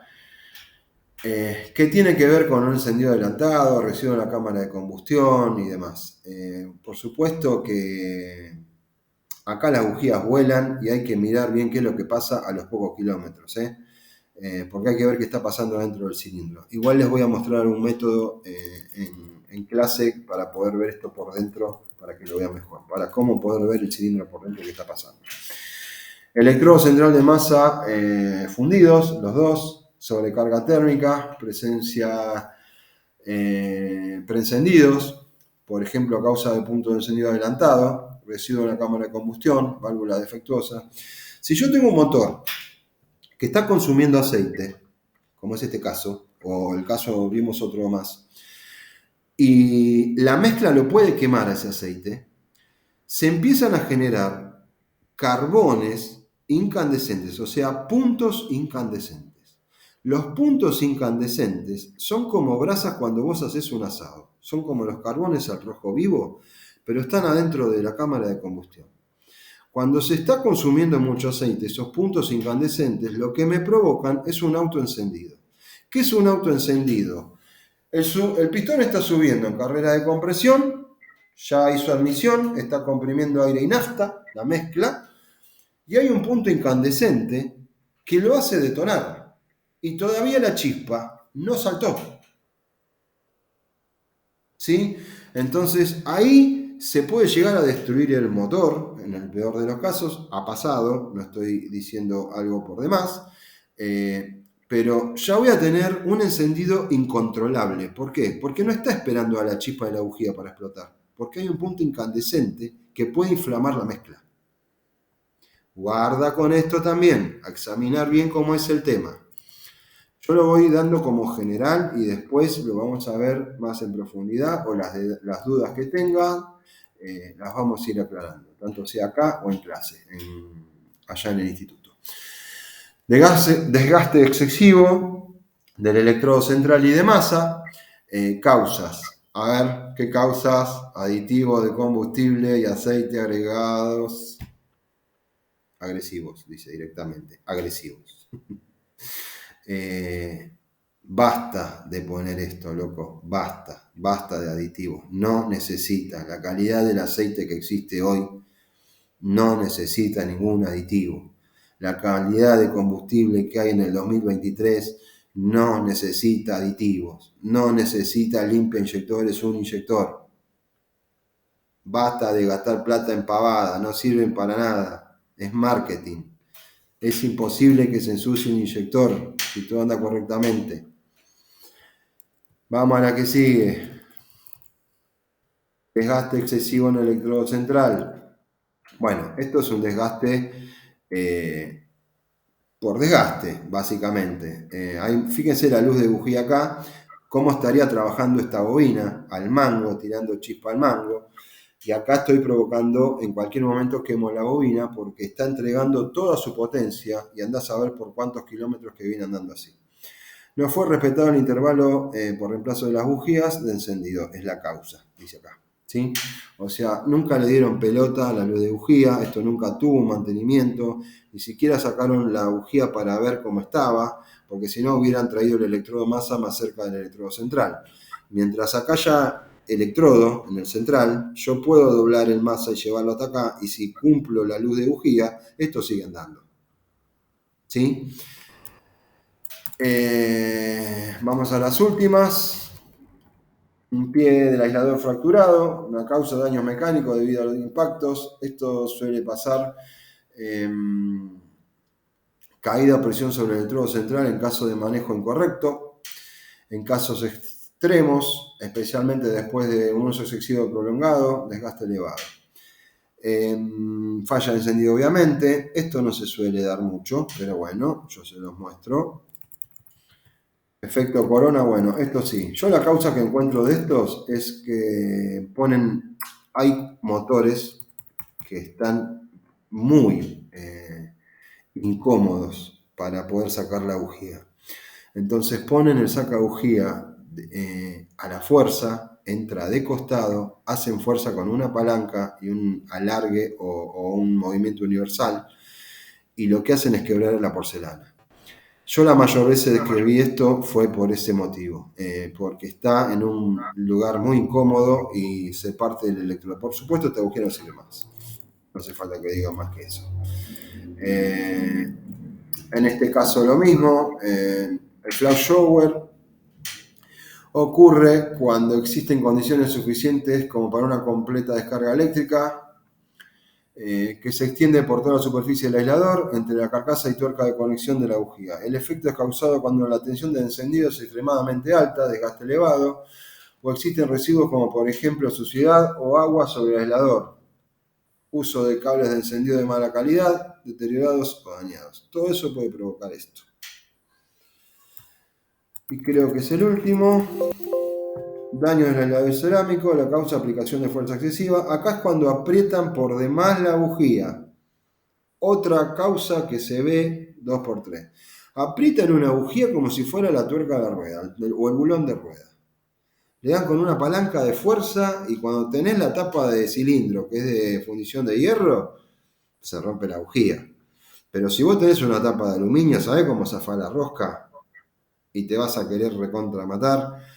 Bueno, esta falla cuando se parte así la bujía es porque le diste un excesivo torque a la bujía. La bujía se aprieta a mano con el sacabujía. Cuando se llega al final es de un octavo a un cuarto de apriete. Eso es todo lo que lleva de apriete una bujía, ¿sí? Esos son los mayores casos de fallas de bujía.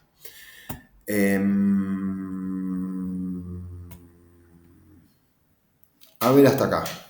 ¿Hay alguna pregunta, chicos? ¿Dudas, consultas? Yo tengo una pregunta que quedó de lo que explicaste del rotor. ¿Del rotor? Sí, me quedó claro que cómo medirlo y demás. Sí. Y la pregunta es, si el rotor está para cambiar, ¿también está para cambiar el distribuidor en general o solamente cambiaría el rotor? No, siempre que se cambia rotor, acá lo tenés, sí. O cable, siempre se cambia tapa y rotor, juntos. Ahí va. Siempre, tapa y rotor. Claro, y cuando porque hace contacto con la tapa. No hace contacto, salta la chispa. Acordate. Perdón, salta la chispa. Sí, Salta la sí, chispa. sí. Lo mismo pasa con el platino en el caso de que te encuentres con un auto platino, que ya es bastante difícil, pero bueno. Sí. Siempre se cambia platino y condensador, nunca platino solo. Condensador. Nunca platino Perfecto. solo, ¿sí? Siempre va platino y condensador, y en el caso de rotor, rotor y tapa distribuidor, el conjunto, los dos. ¿Sí? ¿Alguna Listo, otra pregunta, gracias. chicos? Cables de Buenas noches, bujía. profe. Sí. ¿Cómo te quiere decir que usted aconseja, digamos, no usar aditivos tanto para la nafta como para el aceite, porque a veces uno lee tanto y asesoran usar aditivos para la gasolina y también aditivos para el aceite. No es aconsejable. ¿Quién te lo asesora eso? Es mi pregunta. No me lo asesora. Uno lee a veces que es en algunos momentos usar un aditivo para la gasolina que le mejora la potencia, Sí, como también aditivo para el aceite que mejora la calidad. sí. Mi pregunta es, ¿quién lo recomienda? Porque estás dos veces vos, ¿no? Porque estás escuchando de uno y viendo de otro. Mi pregunta es, ¿quién lo recomienda? Porque el que te lo recomienda seguramente está tratando de venderte el producto. Yo no recomiendo bajo ningún punto de vista ni aditivo para la nafta ni aditivo para el aceite. Aditivo para el aceite hay uno solo que es muy bueno de verdad y comprobadísimo, que es uno que empieza con M, no quiero decir la marca por acá porque esto después queda grabado y no quiero hacer marca porque no me pagan, simplemente por eso, si no, sí lo diría. Pero ningún aditivo de máxima compresión, ningún aditivo para el aceite que te va a durar más, todo eso es una basura. Es una basura. Y no solamente que no sirve para nada, te compromete al motor. Más en los motores de hoy, te los recontra compromete. Te forma y genera un barro adentro del motor, que no te das una idea. Y hoy tenés orificios con toda la tecnología que tenemos hoy en los motores. Por ejemplo, un motor con BBTEC, que es con árbol de leva y variador de avance hidráulico. Y hoy tiene una electroválvula, ya lo voy a explicar allá mejor. Pero el que sabe de lo que hablo me va a entender.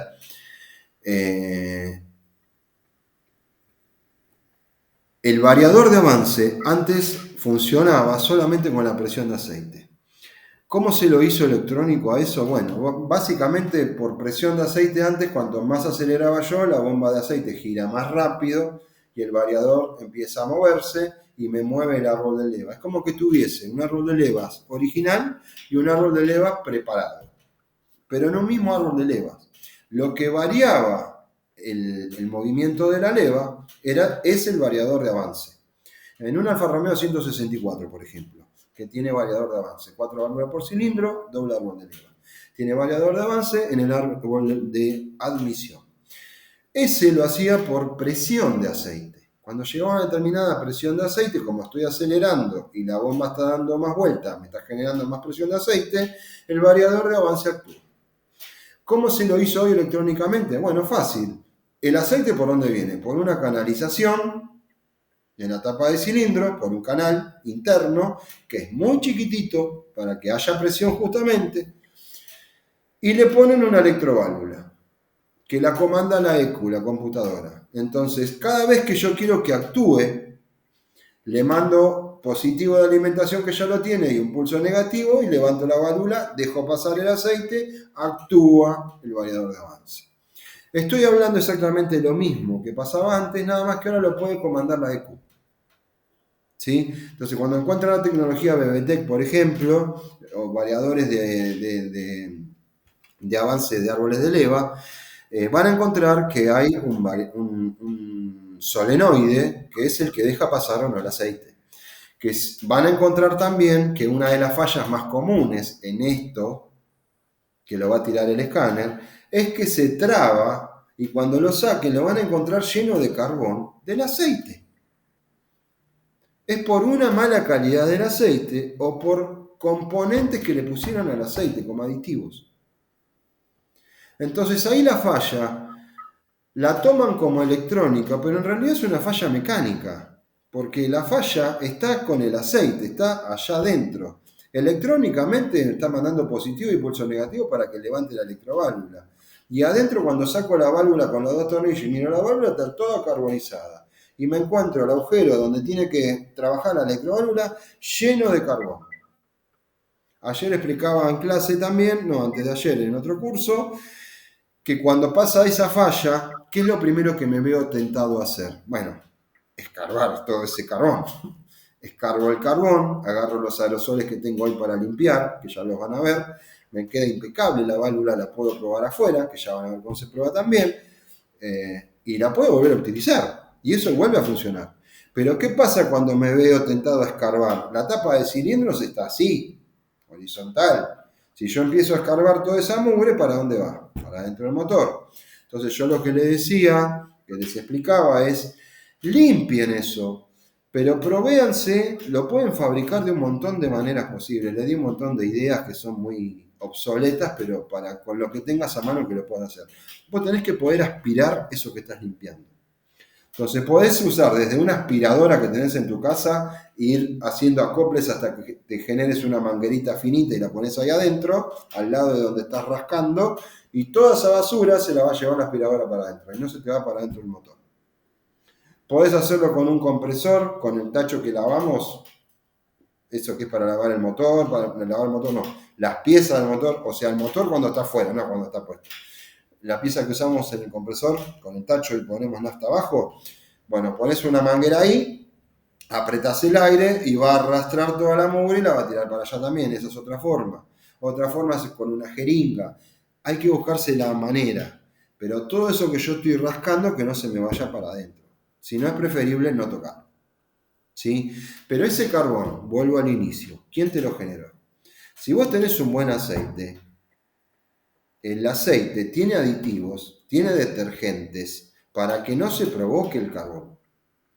Si se provocó ese carbón, ese barro, es porque tu aceite es una porquería.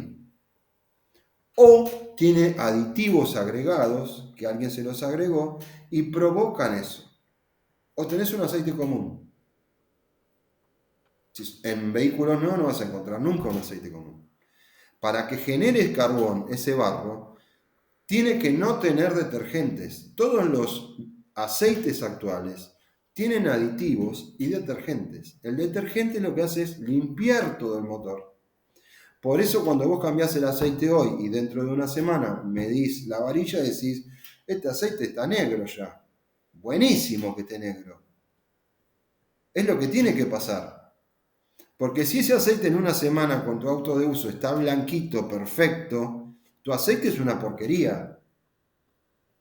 Porque la mugre se va pegando en el motor. Cuando en el otro caso, la mugre está en el aceite. Está en partículas en el aceite. Entonces, cuando yo saco el tapón del cárter y saco el aceite, toda la mugre se va con el aceite. Saco el filtro, cambio el aceite y vuelvo a poner aceite nuevo. Otra vez vuelve a limpiar todo lo que está adentro. Entonces, toda la mugre que se podría juntar adentro está en el aceite. Por eso, cuando vos cambiás el aceite y a la semana lo medís, está sucio, es por eso. Porque el aceite es bueno, no porque es malo, es bueno. ¿Sí? Entonces, tengan en cuenta eso. Yo siempre les digo para que a modo gráfico y rápido, en 2 palabras, aceite limpio, motor sucio. Aceite sucio, motor limpio. Si yo mido el aceite y está sucio, quiere decir que lo está limpiando el motor. Si yo saco el aceite después de 2 meses que lo cambié, saco la varilla y el aceite está limpio, tu aceite es una porquería. Yo no quiero aceite limpio, quiero aceite marrón, que esté sucio. Entonces mi motor está limpio. ¿Sí? Eso es todo lo que traen. Traen un montón de aditivos los aceites hoy. Por eso no hay que agregar nada. ¿Se entendió todo esto que estoy diciendo? Me fui de un lado para el otro y terminé hablando de aceite, pero tenía que ver con el tema de la válvula, la electroválvula o el funcionamiento del BBTEC, que va a entrar en lo que es inyección electrónica y demás. ¿sí? Van a ver cómo probarlo y demás. Y una de las fallas que van a encontrar, se encuentra mucho hoy en los Fiat. ¿Dónde más lo hemos visto? Lo hemos visto en Honda, lo hemos visto en Toyota, lo hemos visto no me acuerdo qué más, pero esos son los que más hay. Hoy le están pifiando mucho las distribuciones. Ayer tuvimos otro caso, antes de ayer tuvimos otro caso más. Un 3008, dos 3008 Peugeot. Le querían cobrar en la concesionaria 350.000 pesos. Un alumno lo escaneó con un mini escáner, que ya van a ver lo que es, el que no lo conoce. Le digo, fíjate por acá, escaneáselo. Indagá al cliente, esto que les digo siempre, no es una pérdida de tiempo, es una ganancia de tiempo. No es que están perdiendo, están ganando tiempo y dinero. Cuando yo hablo con el cliente esos 10-15 minutos, estoy ganando tiempo y plata, porque estoy haciendo el trabajo después más corto. Me voy a tardar menos tiempo. Hablando con el cliente, que en este caso era un amigo de él, que al final no le cobró nada, le habían cambiado la distribución hacía una semana y el auto andaba en 3 cilindros. Fallaba, se movía, temblaba como loco, lo pisaba y reaccionaba como podía, se lo sentía como achanchado, no tenía la potencia que tenía que tener, lo dejabas regulando y se movía todo. Un auto con 50.000 kilómetros. Peugeot 3008. Lo primero que le digo es escanealo y seguro que te tira desincronización de la distribución. Dicho y hecho. ¿Qué hizo? Lo llevó a la Peugeot. ¿Qué le hicieron a la Peugeot? Le sacaron las 4 bujías, se las cambiaron, las trajo en la clase. Se las cambiaron y la bujía yo se las pasé. Primero las miré y se las pasé a todos los alumnos para que cada uno me diga qué les parecía. Estas bujías están perfectas, dice. O sea, había que pasar al cepillo y lavas con nafta, sopletear y te quedaban perfectas. Le cambiaron las 4 bujías y le dieron un listado de todo lo que tenían que hacer, 20.000 pesos eso. Cambiaron 4 bujías. La falla obviamente estaba igual, el auto se fue igual que como entró. ¿Sí? Pagó 20 lucas y se fue. ¿Qué pagó? El leoncito que estaba en la puerta de la marca. ¿Está? Entonces mi alumno dice, bueno, se lo voy a escanear a ver si le puedo entrar. Probó con un escáner, no entraba, le digo, fíjate con este otro. Lo escaneó con el otro, pudo entrar al Peugeot y le empezó a tirar la falla. Le tiró sonda lambda 1, banco 1, exceso de combustible. Le tiró desincronización en el árbol de leva. Y fíjense qué mala leche la Peugeot, en este caso era un concesionario, entre el listado de todo lo que le pone que le tiene que hacer, le pone cambiar piñón de cigüeñal de la distribución y engranaje del árbol de leva. Obviamente bomba de agua y correa de distribución, o sea, el kit de distribución más los engranajes. O sea que los hijos de su madre habían escaneado y sabían la falla y no se la dijeron, o no la sabían, no sabían que tenía, y se cubrían diciéndole, tenés que hacer todo esto que te sale 370.000 pesos. O sea, si hacemos todo esto, le tenemos que pegar en la falla. En una Peugeot. No en el panadero de acá a la vuelta que no sabe nada del tema. Panadero del pan y panadería sabe todo, pero de esto no sabe nada. O sea, en una Peugeot. Entonces, yo cuento todas estas cosas para que a ustedes les sirva como experiencia, para que les sirva también para guiar al cliente. Vos cuando agarrás un cliente de esos y le pasás todo esto, procedés como corresponde y no lo matás, le cobrás lo que vale tu laburo. Es un cliente que no se va más. No se va más. Y no solamente que no se va más, te trae 10 más.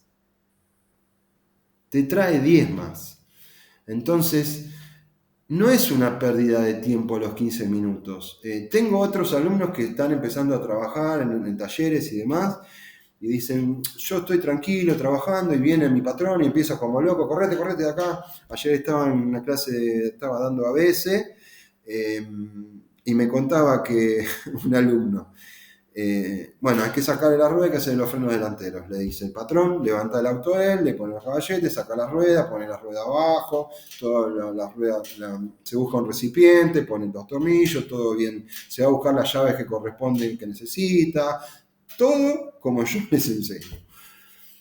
El patrón a mí, el acelerado, salí, correte, esto se hace así, agarra la masa para sacar la llamada terminará dentro de 10 minutos. Bueno, en 10 minutos terminamos, chicos. Que igual ya nos pasamos de hora, pero bueno, vamos a aprovechar los 10 minutos que quedan. Cuestión que lo agarra, lo corre, y le pega un mazazo empieza pa con la masa para desclavar el extremo, que eso ya no se hace más hace años. En el segundo mazazo le pega al sensor de ABS y corta el cable. Al sensor lo destruyó. Tuvo que ir a comprar el sensor que le salía 12.000 pesos. Por un mazazo. Todas estas cosas pasan todos los días. Entonces, esto de prestar atención, tomarse su tiempo, hacer las cosas como corresponde, tiene mucho que ver. Y sobre todo esto del tiempo de hablar con el cliente es muy importante para sacarle información, y esto me va a ayudar a resolver la falla lo antes posible. ¿Sí? Voy a ganar tiempo ahí, no es que lo voy a perder. También es verdad que hay clientes jodidos y que no te dicen toda la verdad, o te cuentan el último capítulo de la serie después de que estás renegando hace una semana con el auto. Te dice, ¿sabes qué? Me olvidé de decirte, cambié la distribución. Y vos decís, ¿por qué no me lo dijiste el primer día? Pero bueno, esto pasa. La cuestión es esa. Importante el hablar con el cliente, sacar los datos. Esto que le estoy contando de los 3008 son casos que pasaron. Y como eso tengo un montón de casos más por día, más cosas que me preguntan y me consultan todo el tiempo. ¿Alguna pregunta, duda, chicos? Hasta hoy, hasta ahora, hasta acá, que ya se nos termina. Sí. Yo, Gastón, te hago una consulta. Dime. Volviendo al tema de la bujía. Cuando tiene gas el auto, se cierra un poco la luz de las bujías, ¿no? ¿Tengo entendido? 0.10. ¿Cómo? 0.10. ¿0.10 deja? No. Si vos tenés 0.90, se lo bajás a 0.80. 0.10. Está bien. Le bajás. ¿Por un tema de qué? Decime. ¿Por un tema de qué? ¿De temperatura? No, es un tema de combustión. No es lo mismo la combustión del aire-gas que el de nafta. El aire. No, claro, aire-nafta. Es distinta la combustión. Lo favorece una luz de bujía distinta. En el rendimiento, en los kilómetros que va a hacer con el gas, con un tanque va a ser muchísimo más kilómetros, va a tener un mejor arranque, va a tener una mejor respuesta, un montón de cosas. Pero cambia un montón, lo mismo que la luz de válvula. Sí, lo de la luz de válvula lo sabía. Lo de la luz de bujía sabía, pero no sabía bien el por qué, digamos. Sí, dale 0.10, menos. Probá con eso. Primero fíjate la luz que lleva, buscá el valor, entrá, bueno, se los tiro ya por acá. www.ngkonline.com www.ngkonline.com. Igual ahora se lo paso por WhatsApp. No se molesten, ahora se lo paso por WhatsApp. Ahí buscan la luz de bujía del auto en cuestión y ahí te fijas lo que le tenés que bajar. Listo, dale, Gastón, buenísimo. Sí, háganme acordar ahora en el grupo que se los mando. Les puedo mandar también el manual que está actualizado hasta 2000, creo que 17, 18, no me acuerdo. Pero en la página pueden descargarlo o tenerlo online y averiguarlo online lo que quieran. Yo les voy a ir pasando un montón de información por el WhatsApp y en clase igual. Quédense tranquilos con eso. ¿Alguna otra duda, chicos?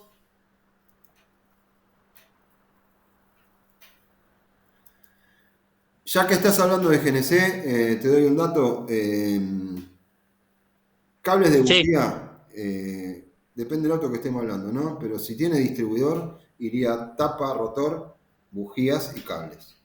Cada uno Sí. en medio. Siempre. Yo lo cambiaba Cada una vez por un año y año. medio. Sí. No hay kilometraje para eso. Solo Sí, tiempo. el kilometraje es 25.000. Ah, está bien. Yo lo cambiaba una vez por año porque hacía 25 lucas y bueno, yo lo compraba y lo cambiaba directamente. No, ni me fijaba el kilometraje. Una vez por año en vacaciones, lo cambiaba todos los años. Tuve 2 autos con GNC. ¿Por qué? Porque es importantísimo el encendido en el GNC. Importantísimo. Importantísimo.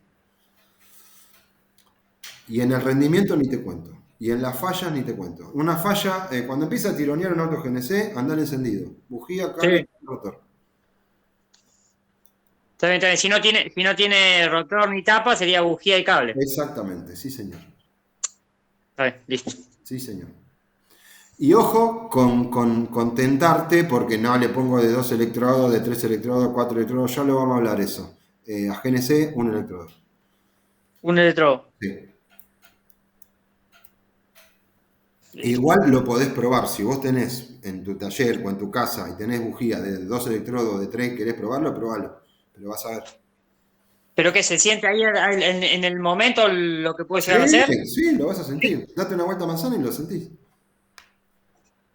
En algunos no anda ni para atrás y en otro se vuelve chancho y en otro falla, directamente falla, tironea. Con cualquier tipo de gas, de quinta, de tercera, lo que fuese. Tercera y cuarta seguro. Tercera y cuarta seguro y de quinta habría que ver qué auto estamos hablando. Porque también esto va por auto. Las bujías de 4 electrodos hay en un montón de autos que andan perfecto y hay en otros que andan para atrás. ¿Entendés? Entonces no podemos generalizar.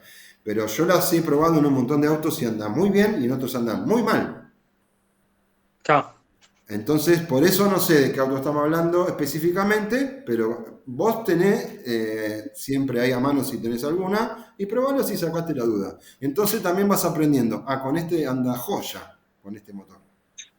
Y con este anda para atrás. No, a este no le ponga, al dueño le decía, a este no le ponga nunca de 2 electrodos de 3 porque no anda ni para atrás. No anda para atrás, listo. Porque el que no sabe, le venden eso, como estábamos hablando recién de marketing. Dicen 3 electrodos, bueno, mucho mejor. A ver, la chispa es una siempre, ¿eh? Si yo tengo 4 electrodos, la chispa es una. Y si tengo bujía de un electrodo, la chispa es una. Lo que pasa que si tiene 2 electrodos, la chispa tiene 2 caminos. Si tiene 3 electrodos, la chispa tiene 3 caminos, pero siempre va a ser una. La corriente siempre agarra el camino más cerca. Entonces depende de la condición, porque cambia todo el tiempo las condiciones adentro del cilindro. Va a saltar a veces por este electrodo, a veces por este electrodo, a veces por este electrodo, pero siempre la chispa es una. No es que tengo una bujía de 4 electrodos y tengo 4 chispas. Tengo una de 3 y tengo 3 chispas, como piensa el que no sabe. ¿Sí? Había un modelo, perdón que te corte, pero me acordé ahora. No me acuerdo si era el K7M de Renault, que tenía la bujía que venía de fábrica con doble electrodo. Si no me equivoco, pero hay un Renault que traía doble electrodo. Sí, Si no, Leandro me dirá. Volkswagen también. Quedan 3 minutos, acá dice un compa. Volkswagen también. Tenés una línea de Volkswagen hasta el 2011, 2012, 2013 que viene con 2 electrodos y ya el mío viene con 1 electrodo. Pero el K7M, sí, el K7M de Renault tiene 2 electrodos. Hacemos una cosa, chicos, cortamos y les mando un enlace nuevo, porque se nos va a cortar. ¿Sí? Por mí está bien, igual era una boludez aclarar. Como quieran, porque se va a cortar y nos vamos a quedar hablando a la mitad. Si quieren, hacemos unos minutos más y si no, nos despedimos. Yo no tengo problema. Si quieren sacarse alguna duda más, alguna pregunta más, yo no tengo ningún problema. Yo por el momento estoy bien, no sé los otros chicos.